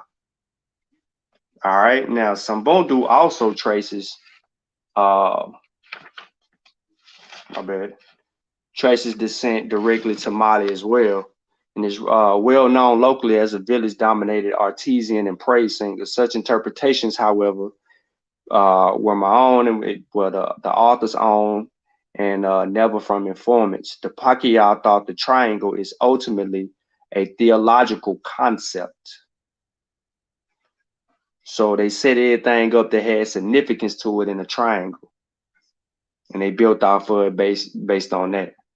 So, like I said, when you get into even with the influence of Islam, these people are still holding on to cultural nuances that can sink inside of Islam, and they can hold on to it and pass it down. And these people are the Mandinka in general are very village-like. You know what I'm saying? They hunt, they do all kind of things. But they call them villages the triangle, though. That's profound. But go ahead, Sutek. You got something up? Nah, I just wanted to get a brother a Chrome of Volume 2, and this plus we was over in Garfield chat. Well, I was over in Garfield chat earlier. It was a brother saying that Doom refuted certain racism and this and that.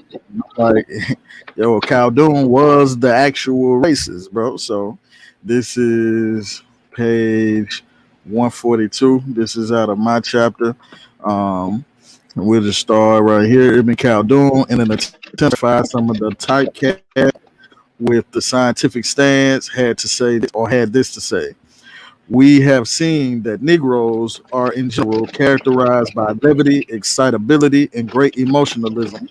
They are found to dance wherever they hear a melody. Now, I ain't got no problem with that. They are everywhere described as stupid. Al-Misfudi undertook to investigate the reason for this. However, he did no better than to report on the authority of Al-Kindini and Jalinus that the reason is a weakness of their brains, results in a weakness of their influence they exert upon the air and upon the creatures that come into being in it. To make a distinction between inhabitants of the outer zones, Khaldun states in a fallacious way. Well, I think this might be talking about the whites. We don't care about that. I'll read it anyway. The inhabitants of the middle zone are temperate in their physical and in their physique and in their ways of life. They have all the natural conditions necessary for civilized. This is the middle zone where, coincidentally, where Khaldun was residing at that time. They have all the conditions necessary for civilized life, such as ways of making a living, dwelling, crafts, sciences, political leadership, and royal authority. Thus, they have the various manifestations of prophecy, religious groups, dynasties, religious law, sciences, countries, cities, buildings, horticulture, splendid crafts, and everything else that is well and balanced. So these blacks were stupid and their brain was weakened because of the hot air that they were breathing supposedly. But these Arabs in these middle zones that they placed themselves in just happen to have the perfect situation for civilized life. Complication for Ibn Khaldun was first that he was a historian with national experience that the savagery of black Africans could not be adequately accepted, especially since he had collected vast information on the glorious empire of Mali and met men that had encountered Mali King Mansa Musa during his pilgrimage to Mecca in the 14th century. So he knew that was bullshit. He knew that was bullshit. He met people that he would classify as civilized from the land of the blacks. He knew we had kings. He knew they was.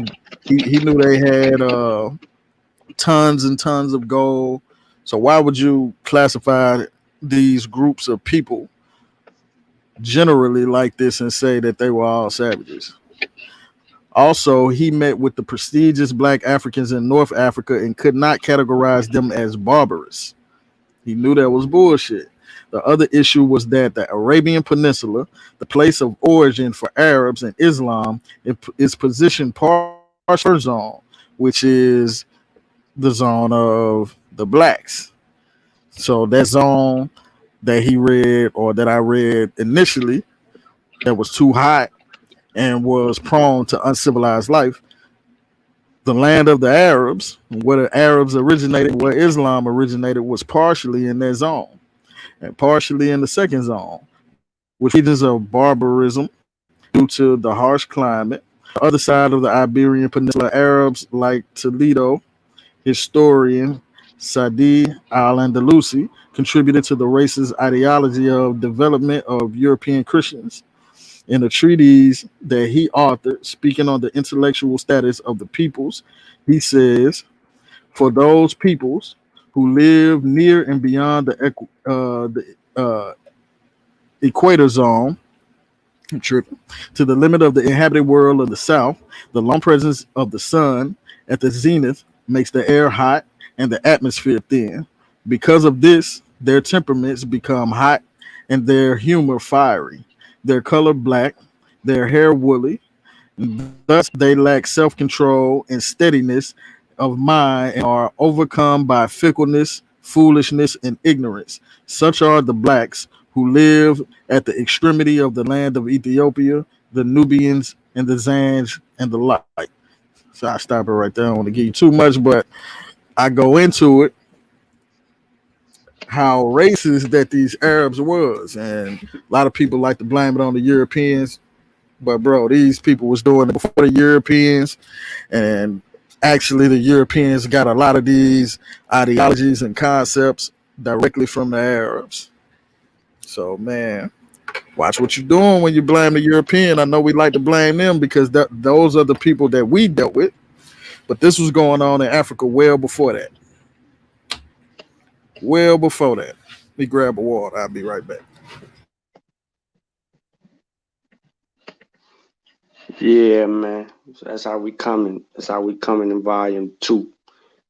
We coming a little bit hard at volume 3 because we dealing with a multitude of topics as well. Again, volume 3 is a survey as well. The survey speaks in reference to many different topics. Just to give y'all all so we never really, when we're on other people's platforms, we really never get a chance to talk about our books. We really don't like doing it on our platforms because usually when we come on, we're presenting information.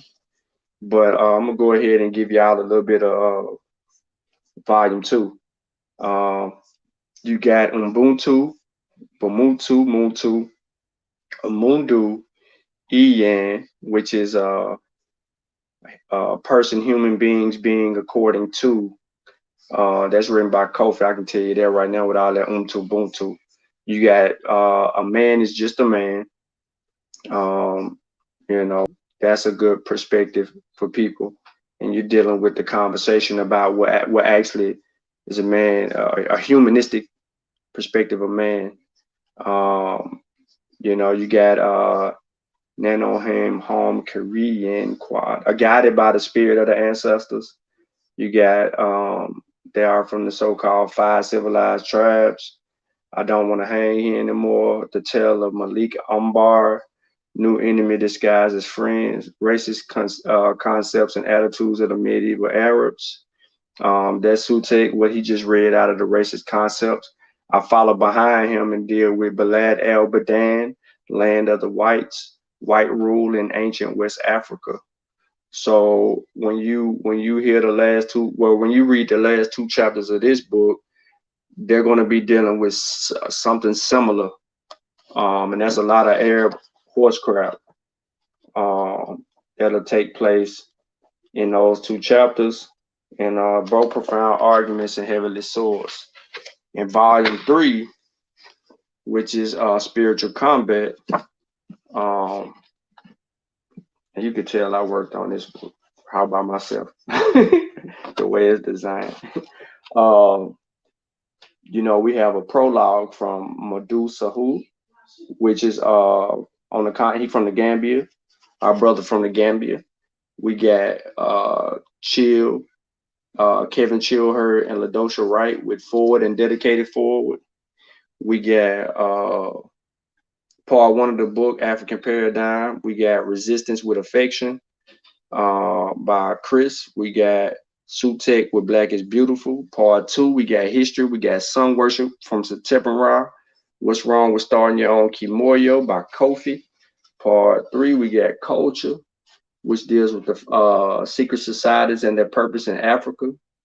Part 4, we got Combat, which deal with musical combat, the best of both worlds by T'Challa, and Chris with the science of self-preservation in chapter 7. Then we have me in part 5 by myself, the last 2 chapters, which is the questionable accounts of Mali Koi Can Mansa Musa, and then the European myth of Prester John in West Africa. So those are the chapters of the books for volume 2 and volume 3. And volume 4, we ain't telling y'all nothing about that because I feel like y'all ain't even educated enough to really need to know. No, I'm just playing. Now volume 4, we got some heat. We got some heat in there too. This time I only wrote 1 chapter. The last 3 books though, I put 2 in the last 3. This one I just put 1 in there, and you know, let the brothers do their thing. They supposed to double up. You know what I mean? It's more so of them taking the reins and handling their business on that end. And we just deal with it how we deal with it, man. But outside of that, you know, Kofi got his book, As I Learn, We All Learn, pretty much like a little autobiography of his journey up until present. And then I got From Cocaine to Consciousness, which is pretty much a little summarized perspective of my coming into things. And I think I might expound on that because there's some information that I want to talk about that I might add a couple of chapters to it, or parts of the book. And those parts of the books, you know, I want to talk about, like, I might want to talk about taking trips. I might, you know what I'm saying, how I used to go get certain stuff and get back to it, and all kind of interesting things that I might want to talk about that not incriminate myself. But I was about to I don't say, know. you gonna put it in a book? Nah. They gonna You know come how back it and go. get you You know how it go. with the I try to keep game. it real, man. I try to keep it real. Like, You not know, necessarily like doing it like that. You feel me? Just the perspective of the mindset of when you going somewhere and you gotta go and you traveling, you know what I'm saying? And you coming back and you dirty, but you dirty but you clean. 5. Yeah, you dirty bro. but you clean because you know, I don't drink or smoke or nothing like that. So, you know, You gonna tell them how to navigate? you pull me over, you ain't gonna smell nothing, or you ain't gonna see nothing that's gonna influence you to even do nothing. You know what I'm saying? So it's stuff like that, like dealing with people, dice games, all kind. It's all kind of crazy, you know, stuff that come with that. But I really ain't even got to say all that. I might want to talk about the time that Master P came to Denim and Diamonds on Dickinson Road. You feel me? You know what I'm saying? Or the time UGK was here. Or the time when I had my colors out there. My radio, listen, my radio was beating so hard. My cousin that was in my car, they was like, they took my car to the club. And I'm in Clarksville at the time. They said my car was beating so hard they didn't even hit a car cutoff. They was out of gas. And they ain't even hit a car. They said they ain't hit a car shut off. So he went to hit it on the gas and the car didn't go nowhere. You know what I'm saying? He said, You just knocking.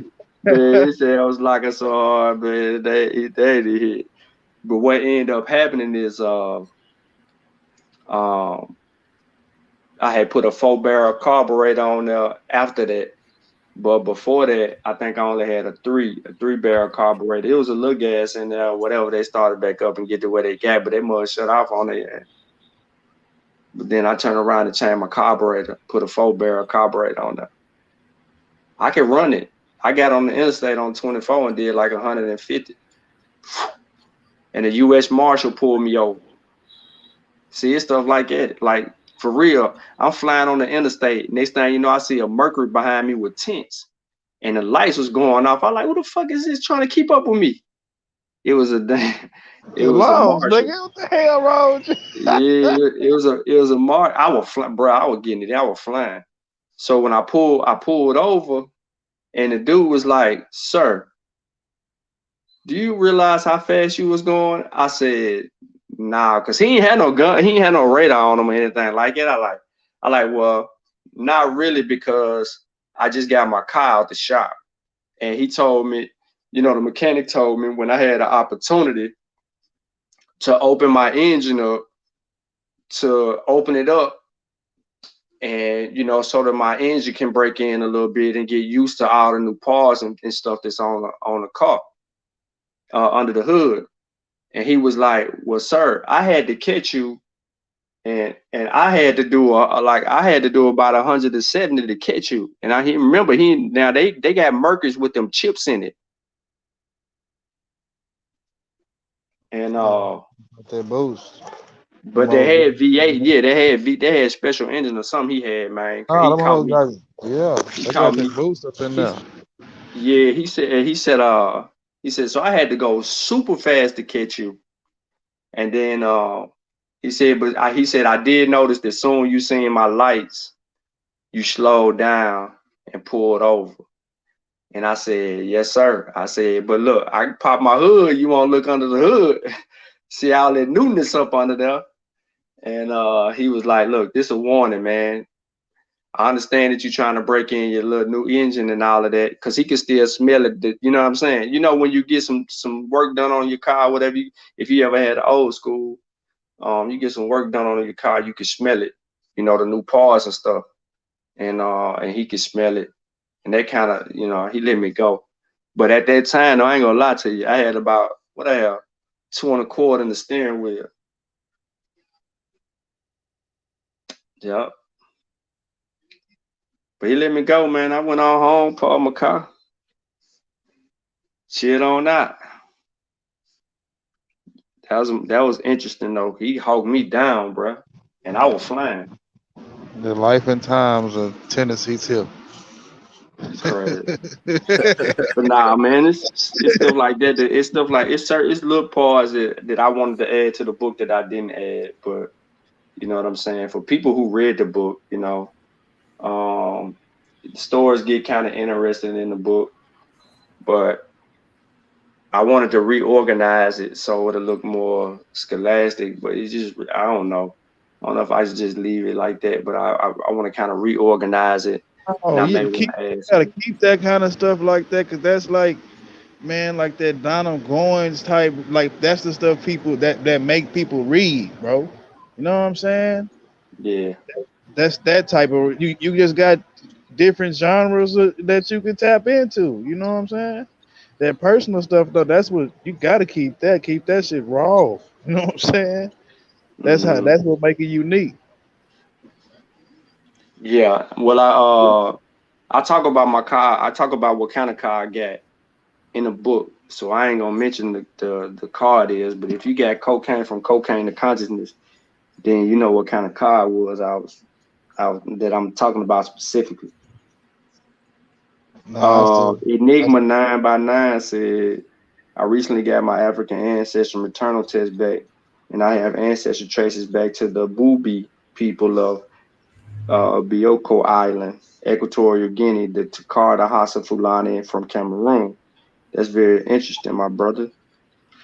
That's very interesting. And the whole, I be Hey, having kind of Spider. skepticisms. I have skepticisms about when I hear Equatorial Guinea, because you know Equatorial Guinea, depending on what time period, they were like, you know what I'm saying, they were being manipulated by the Portuguese, but also they were being acculturated.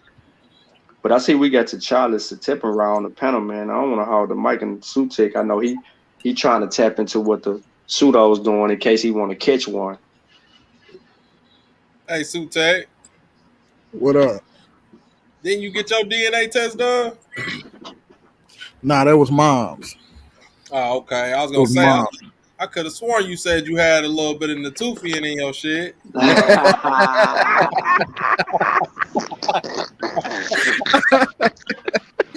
could Pull have up. sworn you had a little bit of Yeah, the Tyrion in there. Oh You got that shit! Tyrion enough to it. I had to throw it in Oh there, man. man. That boy Yeah. crazy. That boy crazy. He said a little Natufian in him. 265. I know who my cousin is. Then Right. You Facts. know your cousin Facts. is. Yep. What y'all on here talking about tonight, man? Man, you know how we doing it, bro. I just pissed off the pseudos over there, the pseudo killers, and and then they went live. they made them go live. You know what I'm saying? They wanted to hit the button. A couple people ran over there to support them. You know how it go. You know what I'm saying? We weren't arguing enough over here for them, so we too scholastic over here, man. You know, we write books and stuff. We read whole books and not articles. Yeah, man. You gotta read the whole book. Yeah, not somebody's summary. We ain't talking about shit we're familiar with that we ain't familiar with. Yeah, we don't make up stuff. We don't do those in the moment arguments. Hey, I don't care if they get mad, bro. I ain't gotta go over there, be allowed over there, or nothing.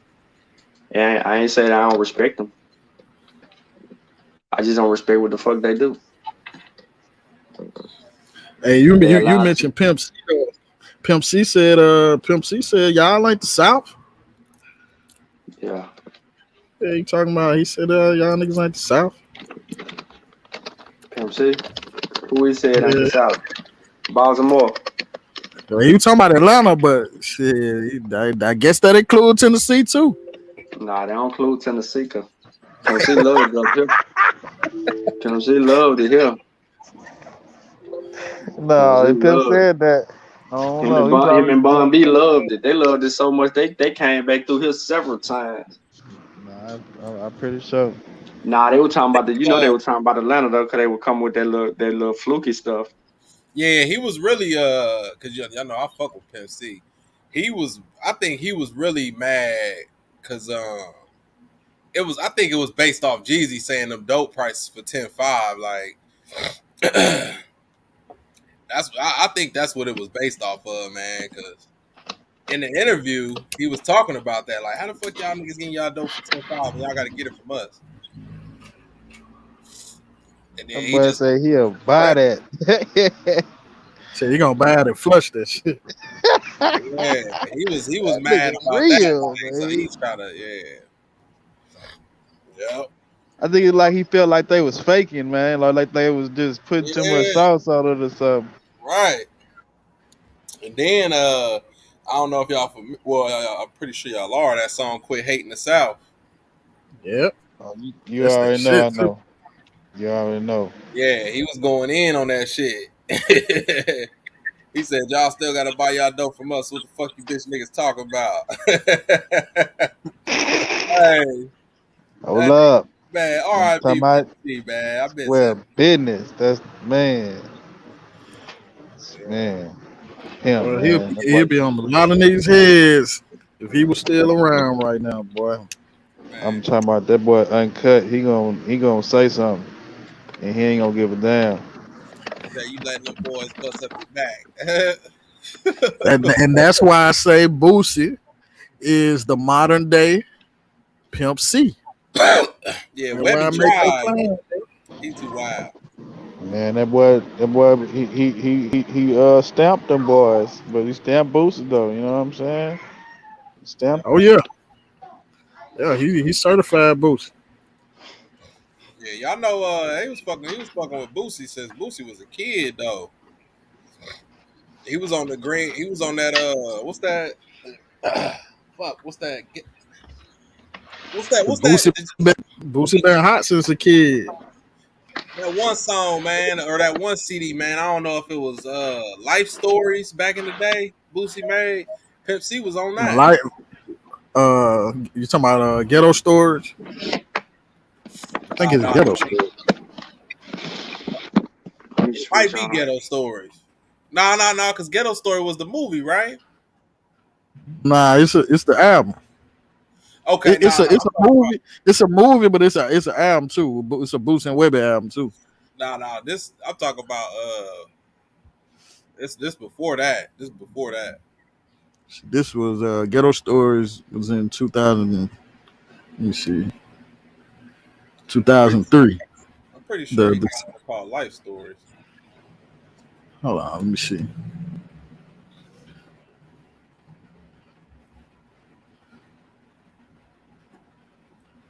I don't see one. I can't remember what the hell that shit was called. It's a mixtape called Life Stories. Yeah. That's it. That's it. That's 2017. Is it?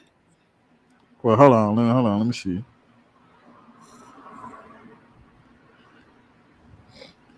Life Stories. Nah, 2008. Okay, that's still a little soon. I don't know. It was one of them CD. I remember what the cover looked like because he was like knelt over. He had his little bandana on and shit.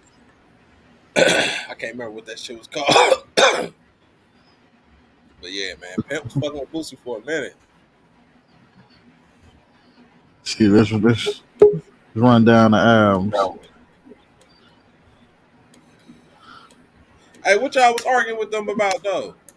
Wasn't arguing with him about nothing. I was just telling the truth. What Like, happened, man? like, first of all, you got too much fuck Africa going on your channel. That's a problem. Then you called them barbarians. at the 53-minute mark of the same video, the Q come out and talk about F Africa.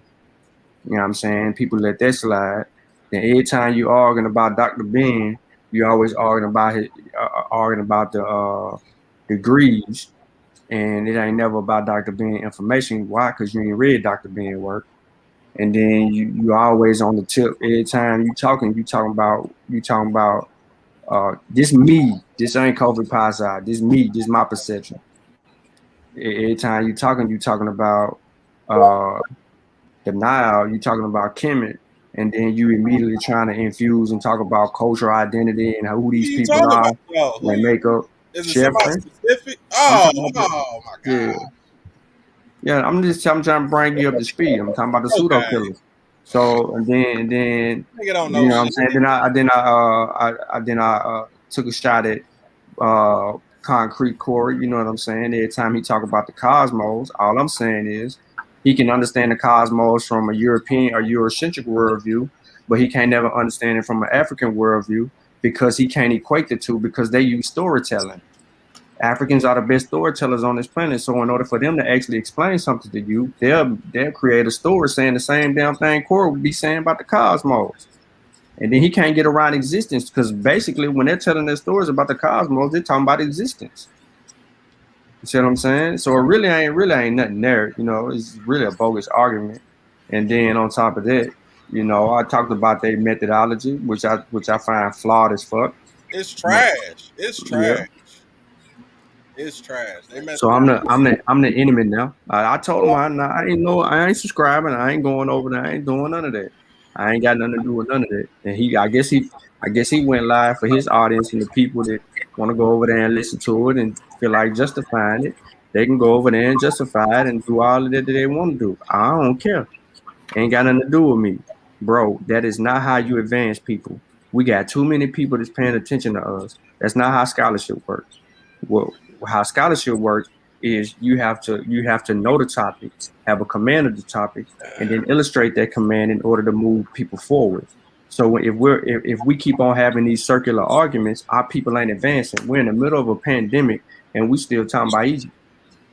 While Rand Paul writing articles, and I said this earlier, Rand Paul writing articles and the Republicans are putting together a 84-page presentation to submit to people to confuse the hell out of them about the origins of the virus and claiming that it's a lab leak.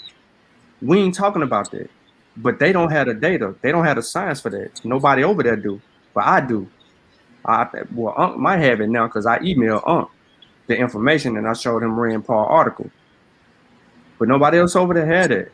Yeah, you can't have a conversation. You can't have a conversation about stuff you ain't get.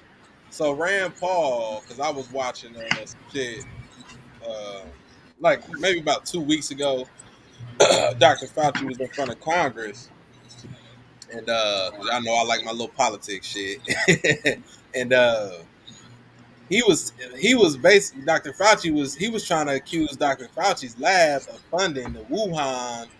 I guess they gave them a grant, and he was trying to say that Dr. Fauci had pre-knowledge of COVID and that his lab funded the making of the COVID virus. And Dr. Fauci got hot, boy. Y'all should watch that shit. He got fired up about that. I watched the whole thing. Yeah, I watched him go into Rand Paul. But see, Rand Paul, let me tell y'all about Rand Paul, because he's from Kentucky. He was a senator I don't know if he's from Kentucky, but he was a senator in Kentucky. No, I think he was the governor, actually. Let me tell y'all what this motherfucker did, because he just he ain't in that seat no more. He got I think old boy Andy Bashir got it. This motherfucker on his way out the door, like he started letting motherfuckers out of prison. Like he let a rapist out of prison. He let like two or three rapists out of prison, bro. Y'all should look that shit up, man. And just because he could do it because he didn't win the seat anymore. So this how wicked this motherfucker is, Rand Paul. So he don't got his information should be dismissed off top. He's trash. Like this motherfucker gonna release rapists from jail just because he didn't get. Yeah. So like you know how Trump pardoned motherfuckers on his way out the door. Yeah. this motherfucker Rand Paul was pardoning motherfucker because he's a governor. You can get it. The governor can pardon you as well. Like this motherfucker Rand Paul was pardoning motherfuckers, man. But I think the Supreme Court locked one of the dudes back up. They overruled his ass on one of them. But yeah, this how wicked Rand Paul is, though. That's why I said that in the chat. Like this motherfucker grimy for real. So yeah, man. Fuck Rand Paul. He racist too. Oh, so yeah, fuck that nigga. Yeah, fuck him. But yeah, Sean. So what they trying to say about they trying to say that Rand Paul, the shit he's spitting is right and exact, or well, Rand Paul, he wrote an article. He wrote an article trying to get with the to deal with the origins of COVID, and he kept on talking about the origins. He origin. You know what I'm saying? He's steadfast trying to explain the gain of function shit. He's saying we don't think that Fauci's telling the truth about the gain of function. Right. That's what he kept saying. So what he ended up doing was writing an article to ensue his argument and putting it on some type of right-wing website. Well, I mean, that's the right thing to do, though. Put that shit in writing. So yeah, because he's trying to force Fauci to respond to him in a way, but Fauci ain't got to because Rand Paul ain't studied on the subject matter. I mean, he don't know anything about the origin of viruses to even sit there and make a sound argument. And when you look at the Republican-led PDF document, hold on. All they do, man, is characterize shit. They go off of speculation about, oh, this person was sick, and oh, this person paid this, and like, bro, that don't got nothing to do with the science, bro. Why y'all not dealing with the actual scientific stuff? Yeah, I was gonna do this on the science with Sean to make a little episode out of it for fun. But so he go to where is it? Hold on, let me move my screen out of the way. All right, so here you go right here, right? So as you can see, it says House Foreign Affairs Committee report minority staff lead Republican Michael T. McCall, 117th Congress. Okay. So then let me change the way this display looks so it ain't on 2 pages. Let me make it single page and then see if it'll let me. So here's the thing right here, premise, right? City of Wuhan, the pandemic, the lab leak you see on 14, evidence for genetic modification.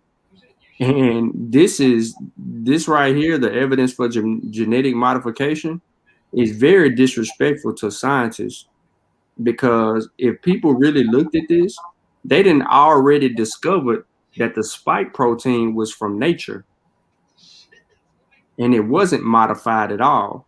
So for them to say they got evidence of genetic modification, that's disrespectful. So you got to go on, you got to look at it, because people are going to be. They cite their references. Yeah, they got some sources on here. They got sources at the bottom of your page. Look, White House briefing statement released right here. And I guarantee Rand Paul probably wasn't even the one that wrote the shit. It was somebody in his party that he got working up under him. Correct. Man, if you actually read this shit, man, like I'll be actually reading this shit. It'd be a lot of pump fake. But this is a summary of what they're arguing. Remember now, they're gonna give you summary on each one of them. Look, it says executive summaries. See? So watch. Look, last September, blah, blah, blah, blah, blah. Michael T. McCall released the origin of the pandemic. That report highlighted SARS-CoV-2 could have leaked from the Wuhan lab. However, as we continue to investigate and uncover more information, we now believe, see, they still don't even know. We believe it's time to completely dismiss the wet market as the source of the outbreak. We also believe the evidence proves that the virus did leak. They believe now, and then says the evidence proves. How you gonna? We also believe. Well, they ain't talking about that river, man. I don't know. Why they ain't talking about them cases way away and how all that stuff? Why they not talking about? They're dismissing that.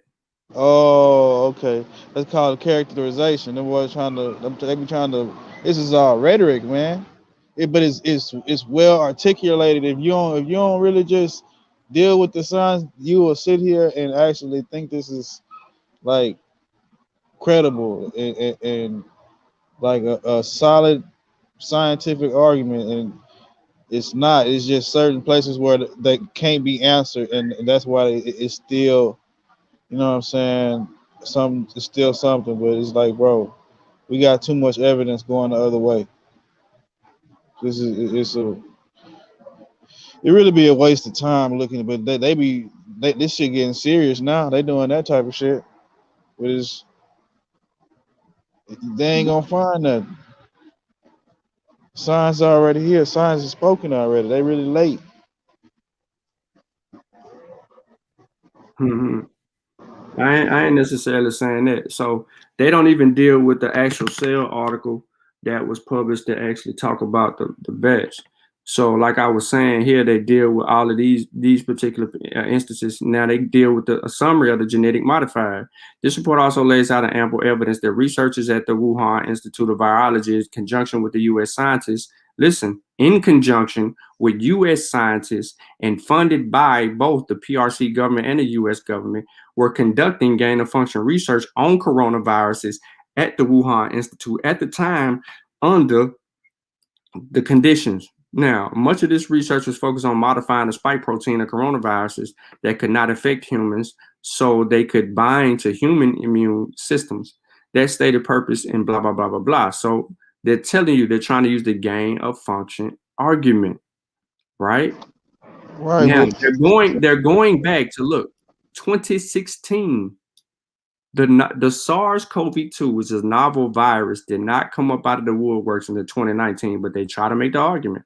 The cover-up, they're going to say we laid out many of these Chinese, the CCP and the WHO went into great lengths to cover up the initial epidemic. They saying, look, they blaming the WHO. Not only are they blaming China, the Chinese, they're blaming the WHO now, bro. They was already doing that. That they was already saying like they was like basically look what they want to do. Like look, they Institute a ban on conducting and funding any work that includes the gain-of-function research. Bro. Ladies and gentlemen, this is why I said I want to do this on Science with Sean. Because they cannot deal with what they need to deal with. Here's a rundown. They call, look, the beta coronavirus that causes COVID-19. We talked about beta coronaviruses. One of the four subclassifications of coronaviruses found here: SARS, MERS, SARS-CoV-2. They get into all that. I'm telling y'all, watch. We're going to start talking about money here soon. All right, I think I'm on. What page? How we got BSL level 4 labs over here? A bunch of them all over the United States. No, they don't matter. They don't matter because here go their evidence for the lab leak. Let me see. Let me zoom in. What you mean? Let you see. Here go the evidence. It ain't on this page. They argue about the building. Yo, Sean. They argue about all of this, right?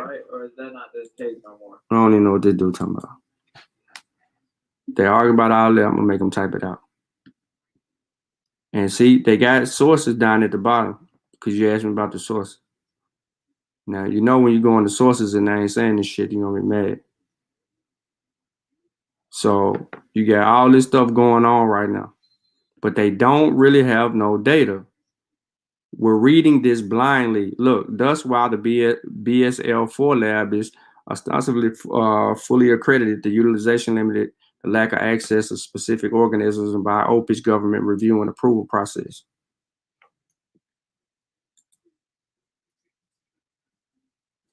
This is well articulated speculation. That was good. That was very well put, Chavis. That's exactly what the fuck that was. I'm trying to tell you, you just looking at this shit, you're like, man, what the fuck? Bro, where is the science? I need some graph. I need to see some genetic markers and I don't see none of that. No, Where is that shit at? no. Look, no. We're never going to get that, bro. You're not going to get the data that. Listen to me. You're not going to get the data that you're looking for. They even talk about the disappearing database. See, that's a whole conspiracy theory fallacy that niggas don't. If you don't know logic, go to your search bar, go put in conspiracy theory fallacy, and look what you. It's gonna always be some shit where you can't get the evidence because it's hidden or somebody won't give it. I'm not going for the. This is science, man. You can't come on with that shit, man. You can't make a claim like you a virus was created somewhere, bro, and you can't prove it. All you can prove is circumstantial shit. Come on, bro.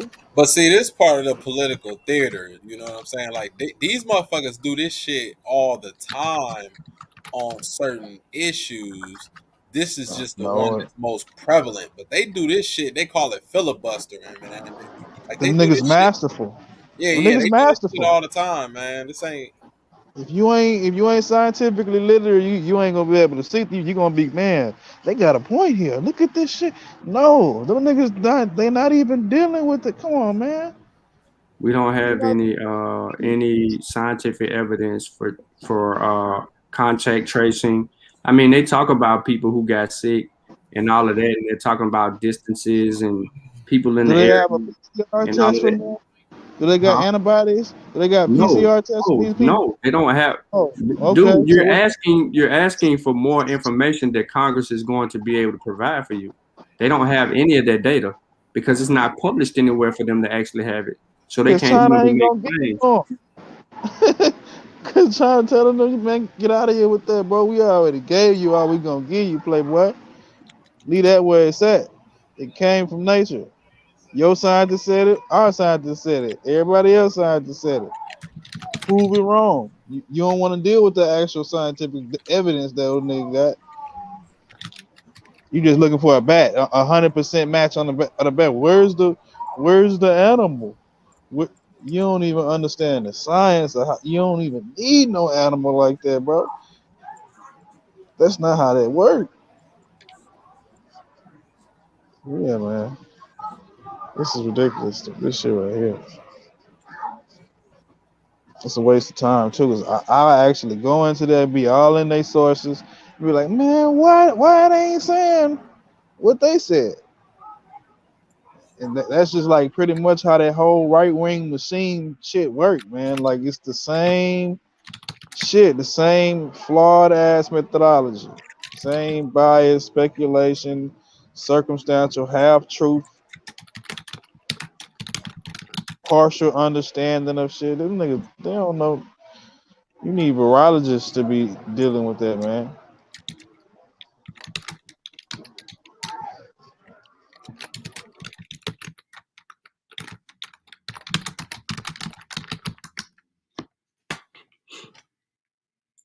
Dang, but like I was saying, like, look, evidence of genetic modification.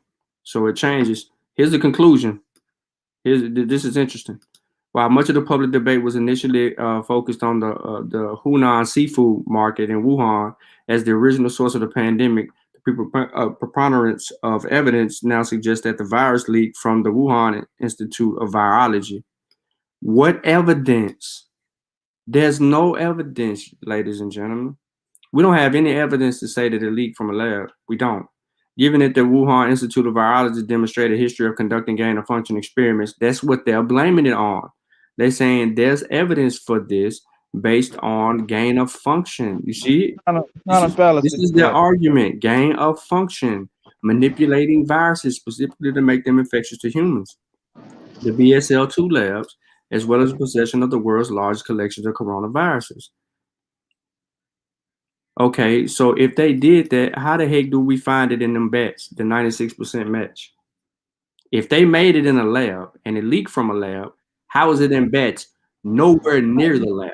Related to all the other viruses, that's what we would have to. How does it have a whole genome that is connected to other viruses? All the other coronavirus, it may not be 90 something, but it's like, is it still related? How is that?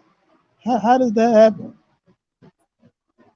How is it connected in the whole tree of coronavirus? He said, you How- know what else was leaked? The Carter 3. It's crazy. But this is it. Then they go into the evidence for genetic modification. And when you deal with that, you don't get the information. Bats are natural reservoirs for SARS-like coronaviruses. That is true, right? That is true. That they are a reservoir for coronaviruses. This is why they looked at bats, and this is why they found out that there was a 96, 97% match in those bats damn near in Japan. Here's the conclusion again. These findings on coronavirus together with data, henipoviruses, suggest that, man, I can't wait to, if Vince read this, suggest that genetic diversity exists among zoonotic viruses and bats, increasing the possibility of variants crossing species barriers and causing outbreaks, diseases in the human population. I mean, they don't really do a really good job at data because there's no data collected. And you asked about, like I said, they got sources here, but they, it ain't really supportive. And see, now they're dealing with the H2. So if you're familiar with, let me see if I can Google it real quick. Let me see.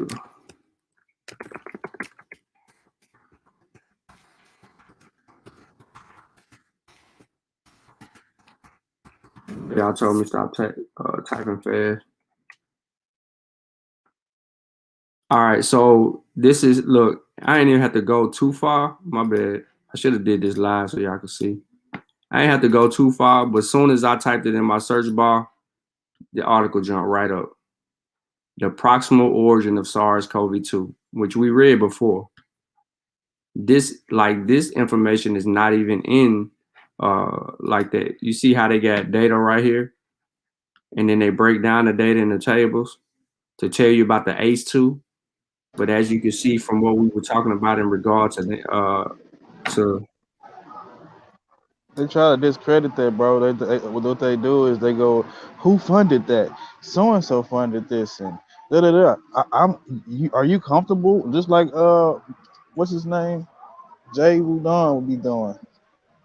uh That's so just the let's Republican tactic. Yeah, but let's deal with it. In the midst of the global COVID-19 public health emergency and reasonable wonder and the origins of the pandemic, right? Pandemic matter.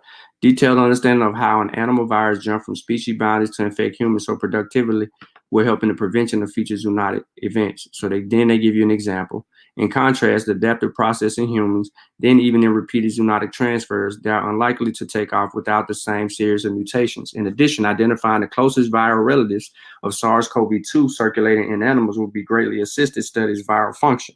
Indeed, the availability of the TG13 bat sequence helped reveal key RBD mutations and the polybasic cleavage site. That's important. This right here is important. And then it says the genomic features described here may explain, in part, the infectiousness and transmissibility of SARS-CoV-2 in humans.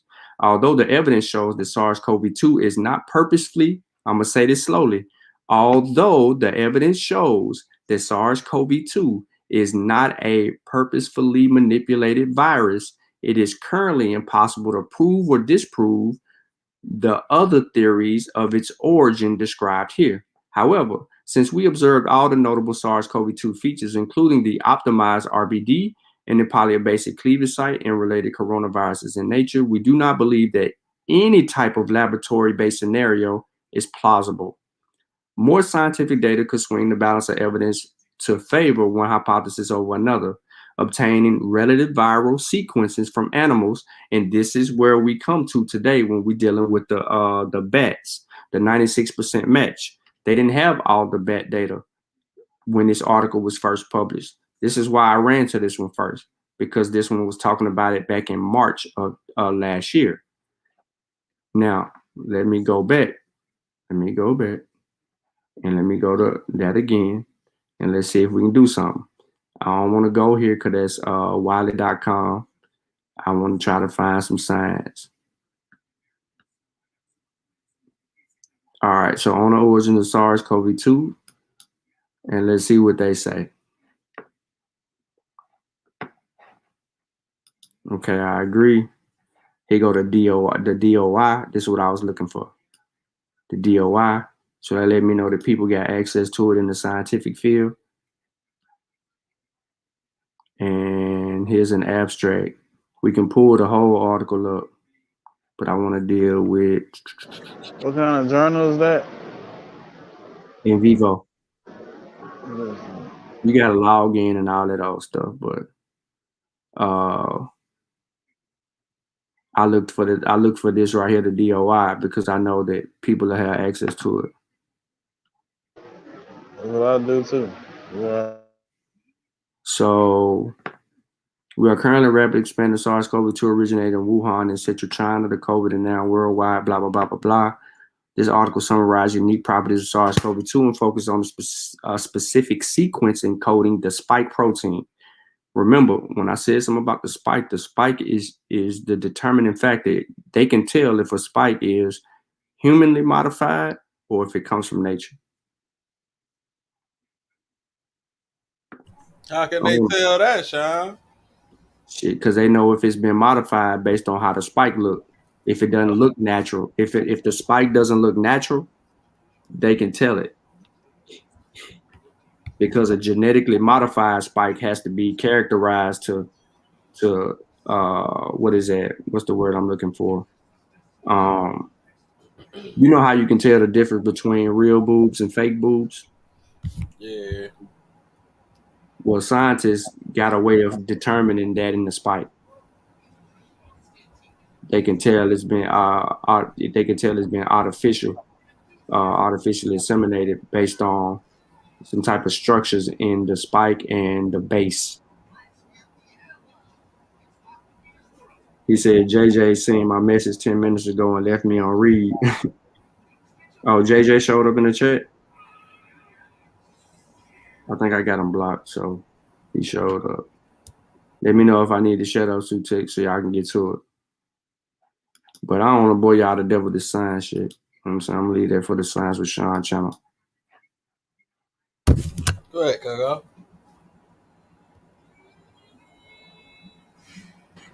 And you was rocking out. I was trying to get JJ ass back on here while you were doing that shit. Man, JJ don't want to smoke, bro. He just read my message and left me on red. I said, come on, man. You're a coward, bro. He talk all that debate, and he a high-powered coward. This is exactly what you is, JJ. You a high-powered coward. And by the way, man, the United States didn't fund these people all this money. This article says that they funded them. They cut the funding off in 2019. So they never really got all the funding that they thought that they would get. Hey y'all, I got one question. What up, Jala? What's what up, Bangara from tomorrow?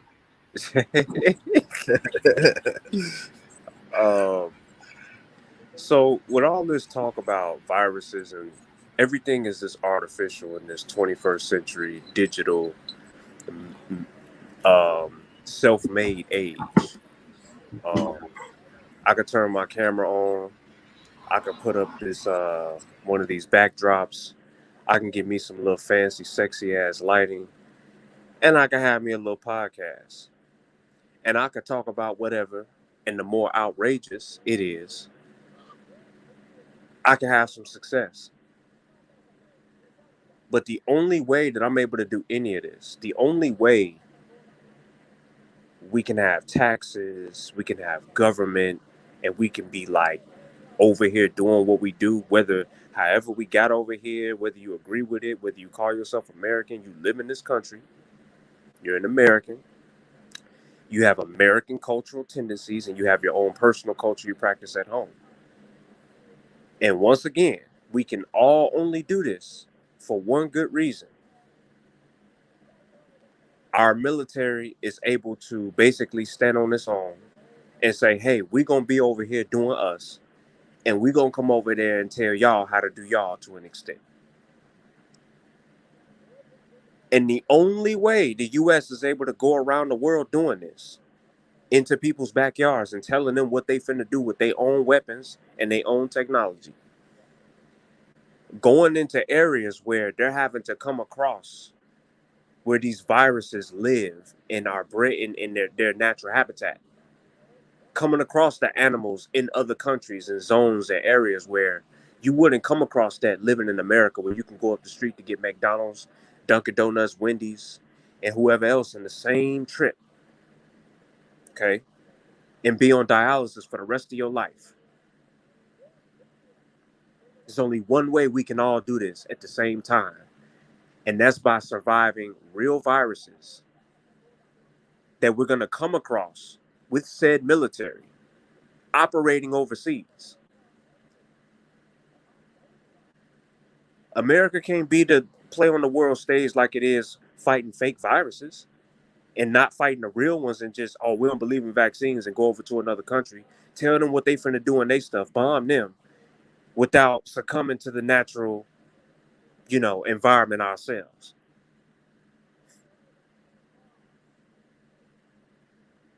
Like we talk this stuff about fake viruses and fake everything, fake that.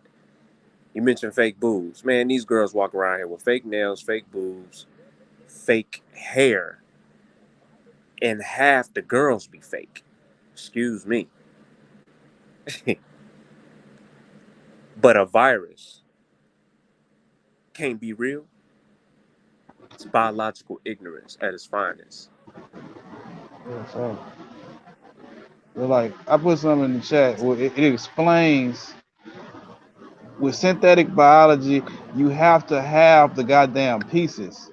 You don't like whipping up some shit from scratch. It's not how people think. You have to have a bunch of pieces that, and you have to know which pieces do what. Like it's too many of them. You gotta it works off of predictive models, and you gotta try a bunch of shit just to figure out what does what. And it's too many mutations for it to be done by a person like in a lab. The shit would like the what's his name, Vincent, and them talk about on 12 how it would took like maybe like 15 to 30 years to do, and you already got viruses at that time. Like viruses don't need your help to mutate, or like people don't understand that shit. But when you got an agenda and you want to put the blame on somebody, you take these routes with talking about people, talking about funding. And the thing with the funding is they don't understand. That's what Fauci was trying to explain to the dude, like, bro, what you calling a gain of function, we had experts look at it. That's not gain of function. Just because it seems like it to you because you don't understand the complexity and the detail, that doesn't mean that it is. You can keep on saying it because you on a big pedestal, like you got a voice and you got that microphone in your hand, but that doesn't change the reality that you don't know what you're talking about. That's why you handle them like that. But yeah, you gotta have them pieces though. You're not just gonna whip up no brand new virus.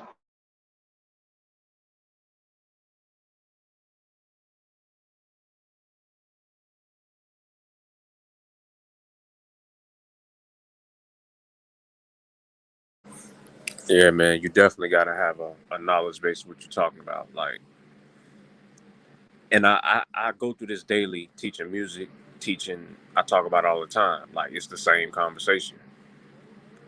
People will swear up and down that they know what they're doing, or they fight the natural feeling of something because we so programmed to make everything have to be, oh, it's a conspiracy, or it's a certain way it was designed to get me, or I was never gonna get that job because you was never gonna get that job because you don't know how to get up and get your ass out of bed and get up for work.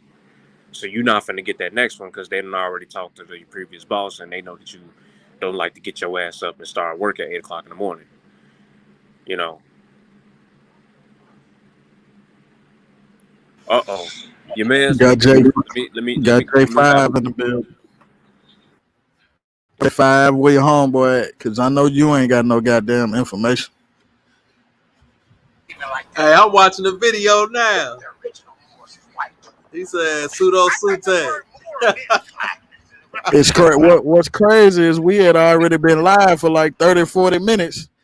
And then he go live over there talking about come over here, bro. What is you talking about? I set the stream up specifically for y'all. Y'all talking that shit. Come on. Where your homeboy at? With the information. We all Or on this mother. you want to take his place. We know JJ not equipped to even much be playing like that. He trying to act like his mic ain't working. You on here? Say something. Your mic open, bro. We see that.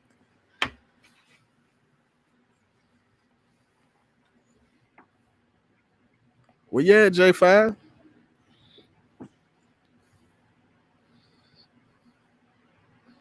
Pull the plug. See what I'm saying? Told you. And I didn't do that. Nobody did that. He hopped off his shit. He gonna say he was talking and y'all couldn't hear him. You were talking live. Man, how you gonna step in the ring and then get your boxing gloves cut off your hands and go back out to the locker room? Oh man, this is the same thing you've been doing the whole time, bro. He did this same shit earlier.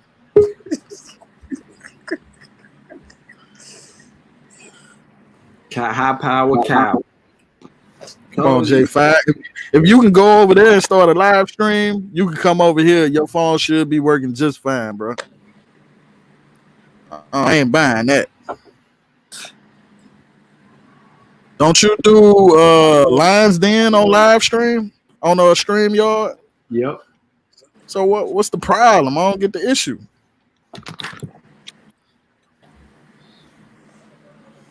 Yeah, high power cow. I know this iPhone better work just paid this phone bill. I better be able to get on this StreamYard and work my mic. You know what I'm saying? I don't even want him. I want the homeboy. That's the one that was talking that nonsense. That's the one supposed to have the information. The nigga that keep linking West Africans to aliens and all that shit. What? See, I gotta catch up. I've been out the loop. They went from Egypt with the aliens. They learned from your mans. That's who you think gonna defeat me? The dude that think West Africans is aliens? Bruh, what they misinterpreting what the Dogon talking about? Come on, make it make sense, bro. Like what? I don't know.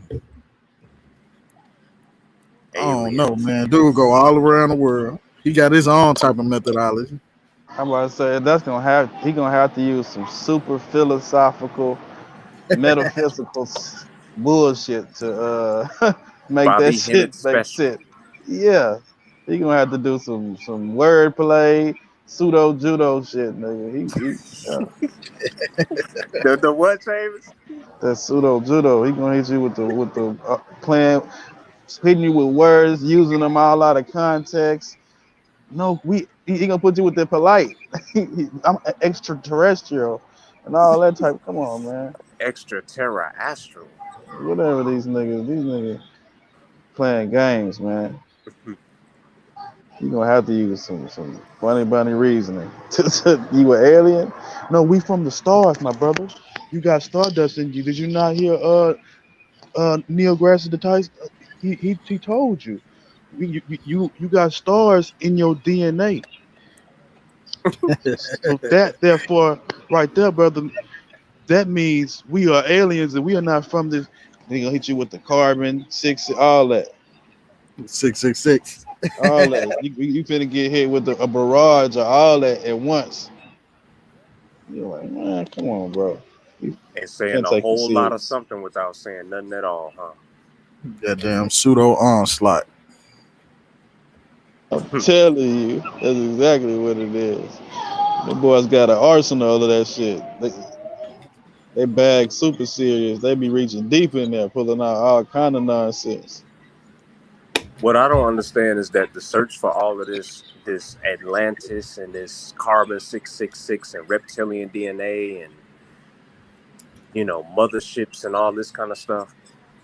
Don't you know if you just get your behind out in your backyard in the summertime, springtime, and get to educating yourself like you learned in what, 5th grade about nature? Like, I don't know. I did pay attention coming up in school, y'all. Like, I know we all hated schools, the white man thing, we getting educated, right? But it was certain parts of like I never skipped out on science class. Like I made sure I, dissected what I needed to dissect, and aside from my pops was gonna get in that behind, and my mom was gonna get in that behind if I didn't get into school. But like nature itself, don't brother unks talk about how life is stranger than fiction, truth is stranger than fiction? Like, if you really just sit down and study a piece of nature, like the African way is to do, just look at your environment and see how much wisdom you can come up out the world. Like, you don't have to make up some crazy Hollywood alien versus predator story about the origins of black people and where we come from, nigga. Like, we don't need all that.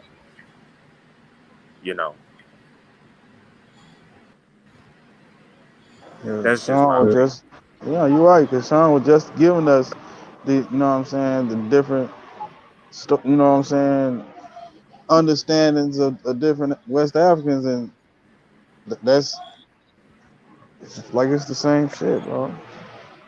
It's the same shit, just a different people interpretation.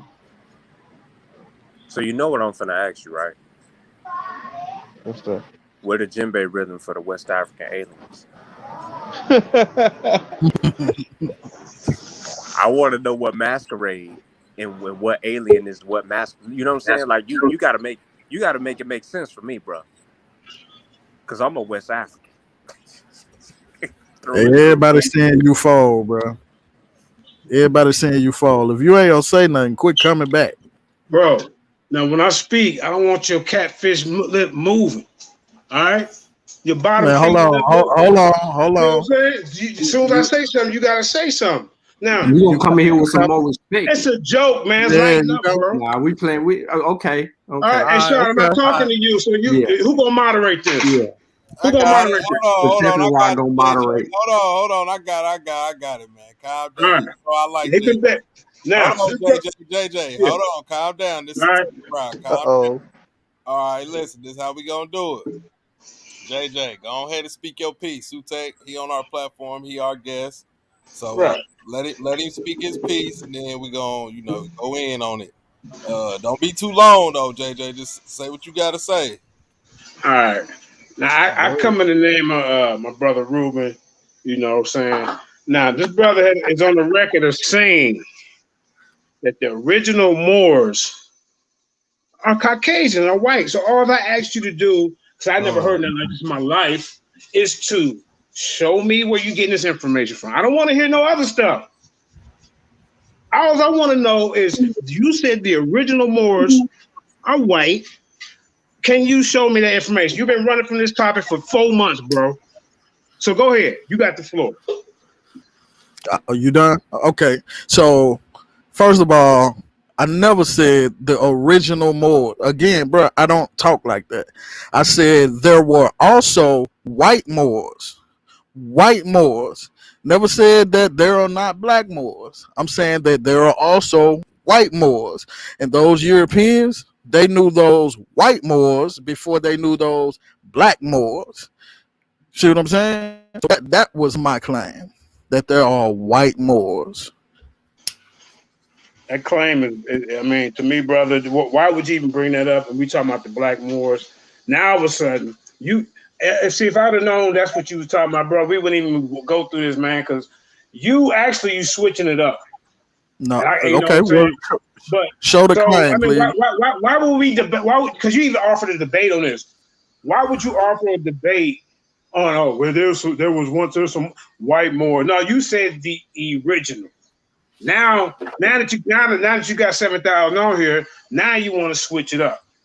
So if you're saying something different, there is no contention, brother. 1,000 pardons. Next time, can you be a little bit more clear with your statement because I can really recall. I'm thinking you backtracking, to be honest, because we've been calling you out on this for months, and you wasn't even gonna set up a debate on this. You see what I'm saying?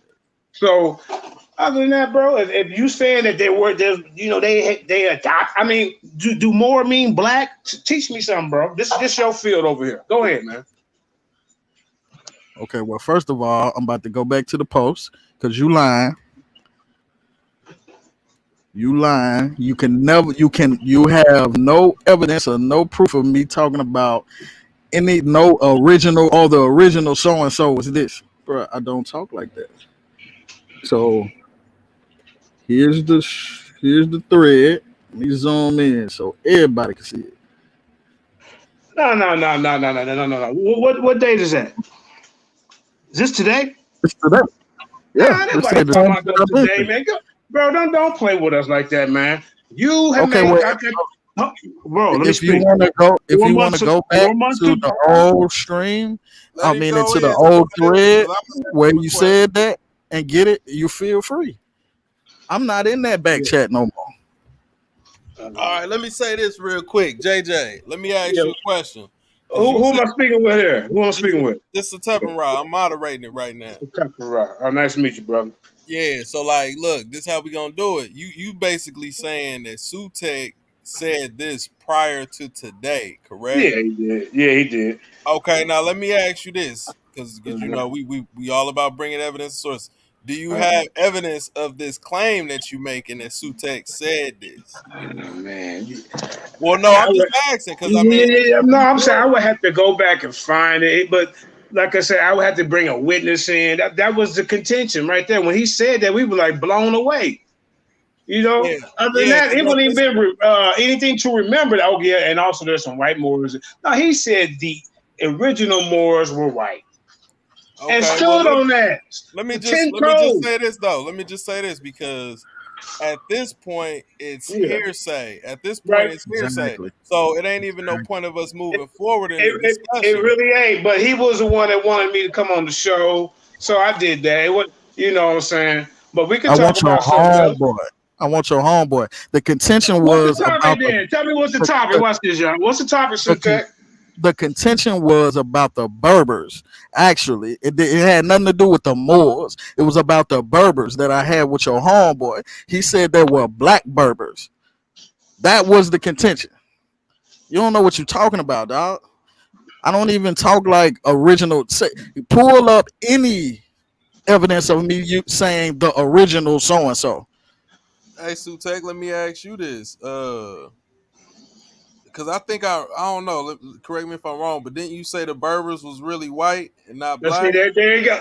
I get them. That's what I'm talking about. Asking. See, the cat coming out the bag, everybody. I'm asking. Sutek say all kind of stuff, then he get amnesia. But go ahead, I'm listening. Sensationalism out, man.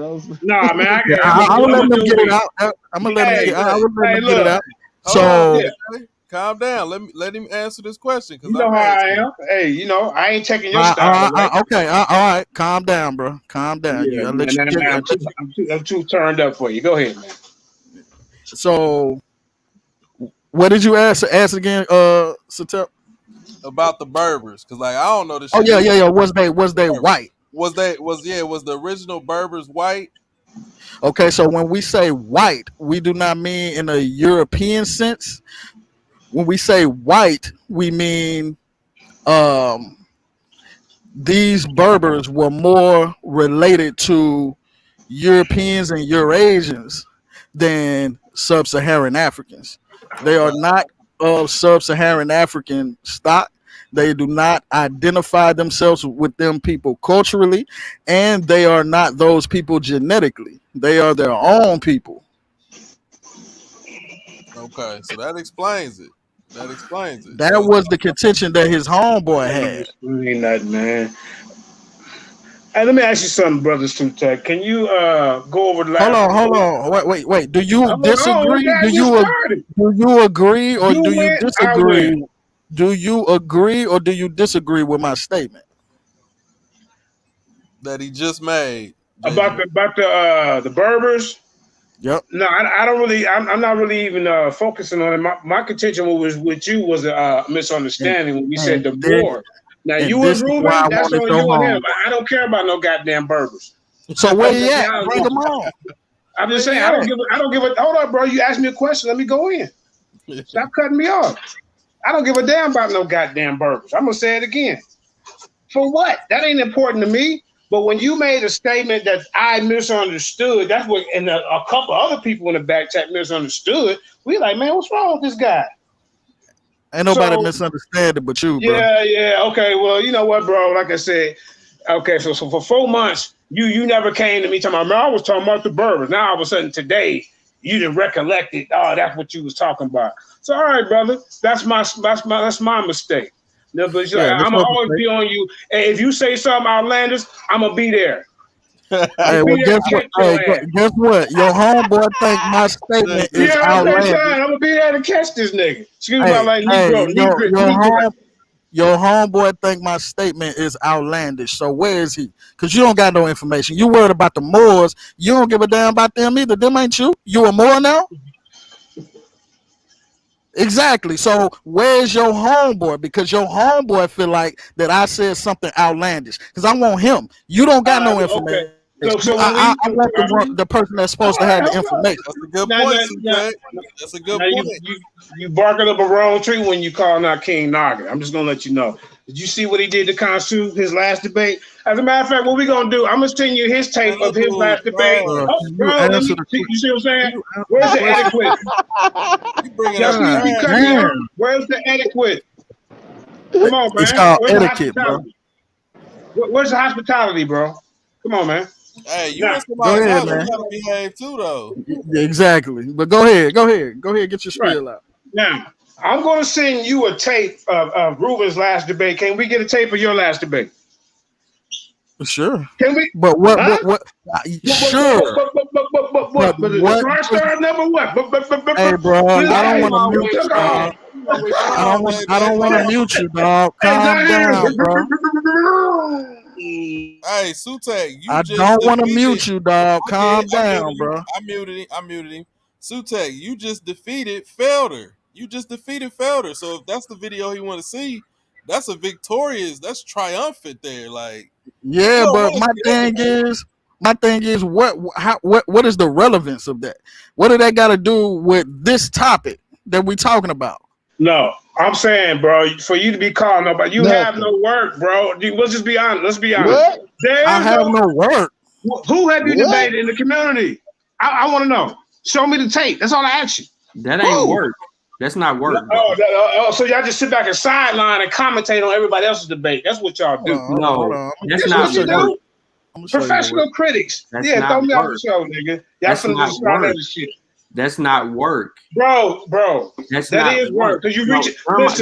Jeremiah, listen.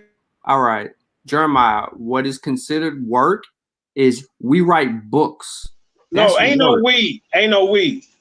Listen, your books. How many people do your book reach? We write books. All the way to West Africa. Gambia. All the way in Africa, JJ. Right, JJ is known all over the goddamn world, and I ain't writing no book. Stop it, JJ. Cut it out. Stop it, bro. Nobody know you, JJ. Let's stop it, man. Every other platform I'm on, they shouting me out, man. I ain't hear nobody say no Sean, but we ain't doing no accolades. Nobody knows you, JJ. Okay, so I already dusted you off twice, man. Stop. That's why you always bitter every time I come on. Nah, he smokes you, though. Hey, look, go back to me and Sean debate. And look, he used a source. ISBN number, bro. You know, I'm gonna go, man. Y'all ain't gonna let me speak. Y'all niggas, over talking over streaming platform. Where's your ISBN number, bro? You see the work? You see that work right there? JJ, you paying attention, bro? Huh? You a clown. What's wrong with you? Don't have me bring out the spears and the Dora Milaje on your ass, bro. We throwing spears around here. This nigga brought up the Nuwapian Khonshu. Like, what? Come on, man. Are you serious? Talking about some JJ all over the world. Yeah, moving on up, JJ. Nobody know no JJ. You cloud, like you say, this is a straight cloud. Everywhere you go, you know there's a cloud. Stop it, man. Come on, JJ, man. Punching bag. What are the? I don't got no problem letting them see the debate, but what the debate got to do with the issue that we talking about, yo? Yeah, That you don't feel me? solve nothing. What the debate got to do with the issue that we talking about, yo? That don't solve nothing. What the Hey, debate Kofi done hopped on here with his YouTube on. we talking about, yo? Kobe. Coffee. Turn the Hey, YouTube JJ, off, Coffee. JJ, Turn bring the your YouTube homeboy off, back. Coffee. I Kofi thought at he work said they trying to read the listen. book or they had a problem with the book. Man, he lied. A He ain't read liar. the book. He ain't read. He talking about his fact checkers. You don't know nobody who got the book. Only person you know that got one of the books is Mika. That talk to you. Other people ain't talking, man. Listen, we deal with the information, bro. You pump faking everybody. That Y'all boy. on volume 4 and that boy talking about y'all. Where is it? He ain't What got is no this man word. talking about? You ain't there Yeah, on volume 4, man. Bro, you do tell him, Facebook debates. tell him to come on back in, man. My thing is though, I thought Hebrews, like I don't know JJ. I don't know JJ. Peace to brother JJ. Peace to you, brother JJ, if you still listening, man. But I thought Hebrews had this. Like I'm saying, like when I do see him, or I do get on a platform, he act the way he act. You gonna get the same energy that you give people. I just kept hearing him saying about hospitality. You know what I'm saying? And we trying to treat him with respect. But when you come on with the rah rah rah, and you trying to you trying to make yourself feel big and the other person feel small, man, you gonna have some contention between somebody. You trying to overtalk somebody when somebody else is talk, or you trying to make somebody say something that they said they ain't said. And my thing is, if you claiming somebody said something, where is the proof? That's hearsay. You know what I'm saying? Where is the proof that Mm-hmm. your brother says, he said such and such? These claims that he made, bring the receipt so he can't bag out on what he said. If not, Mm-hmm. like I said, they said it's hearsay.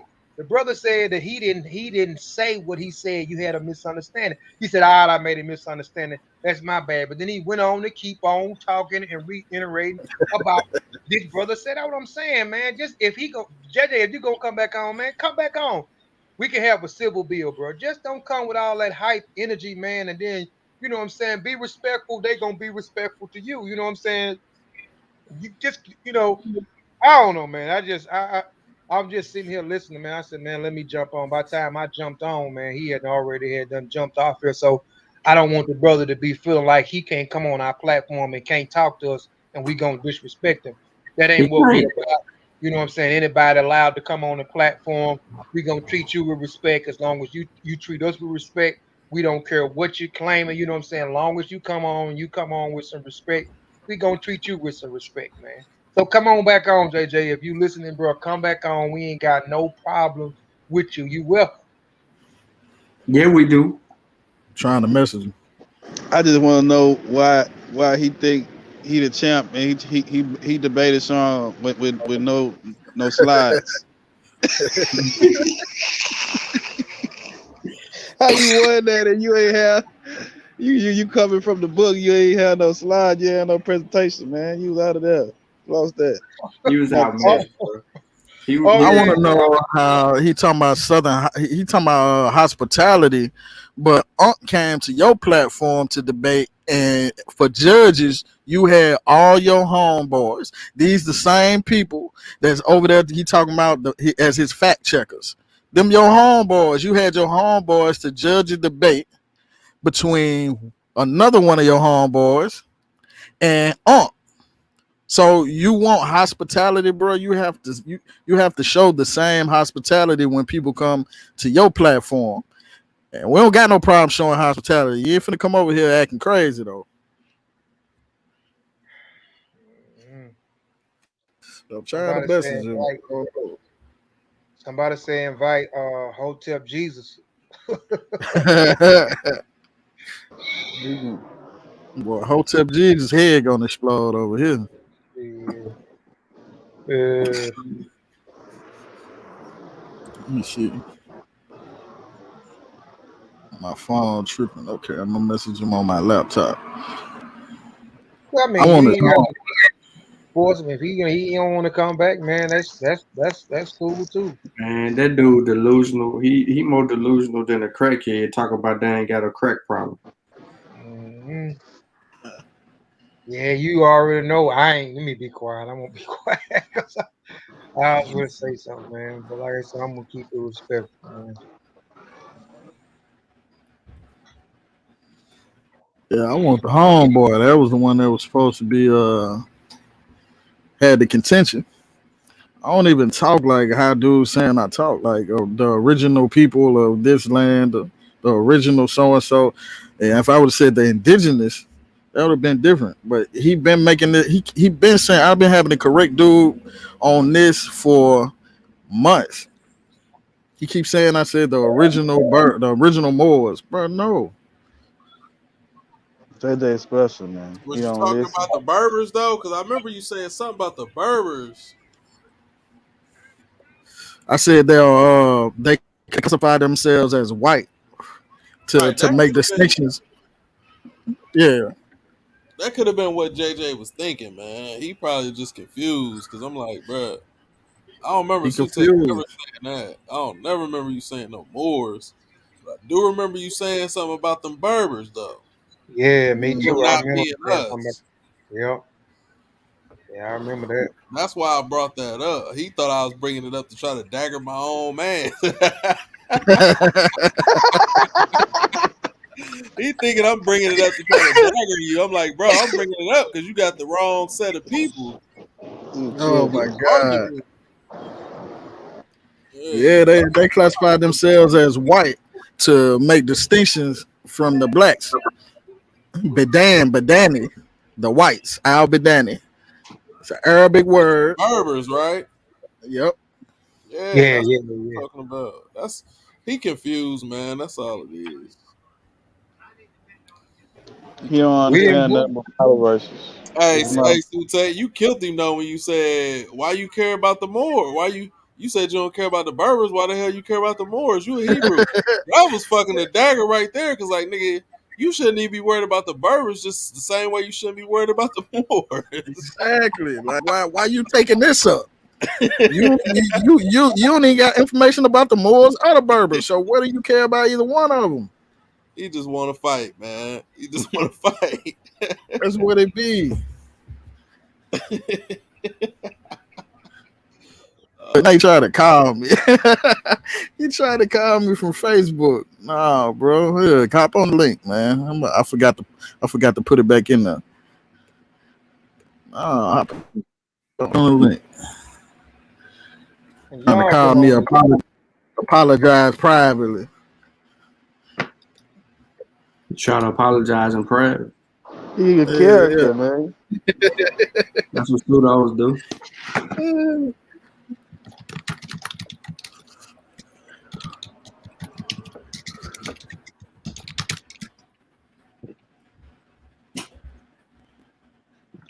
Man, I didn't even know y'all was on, man.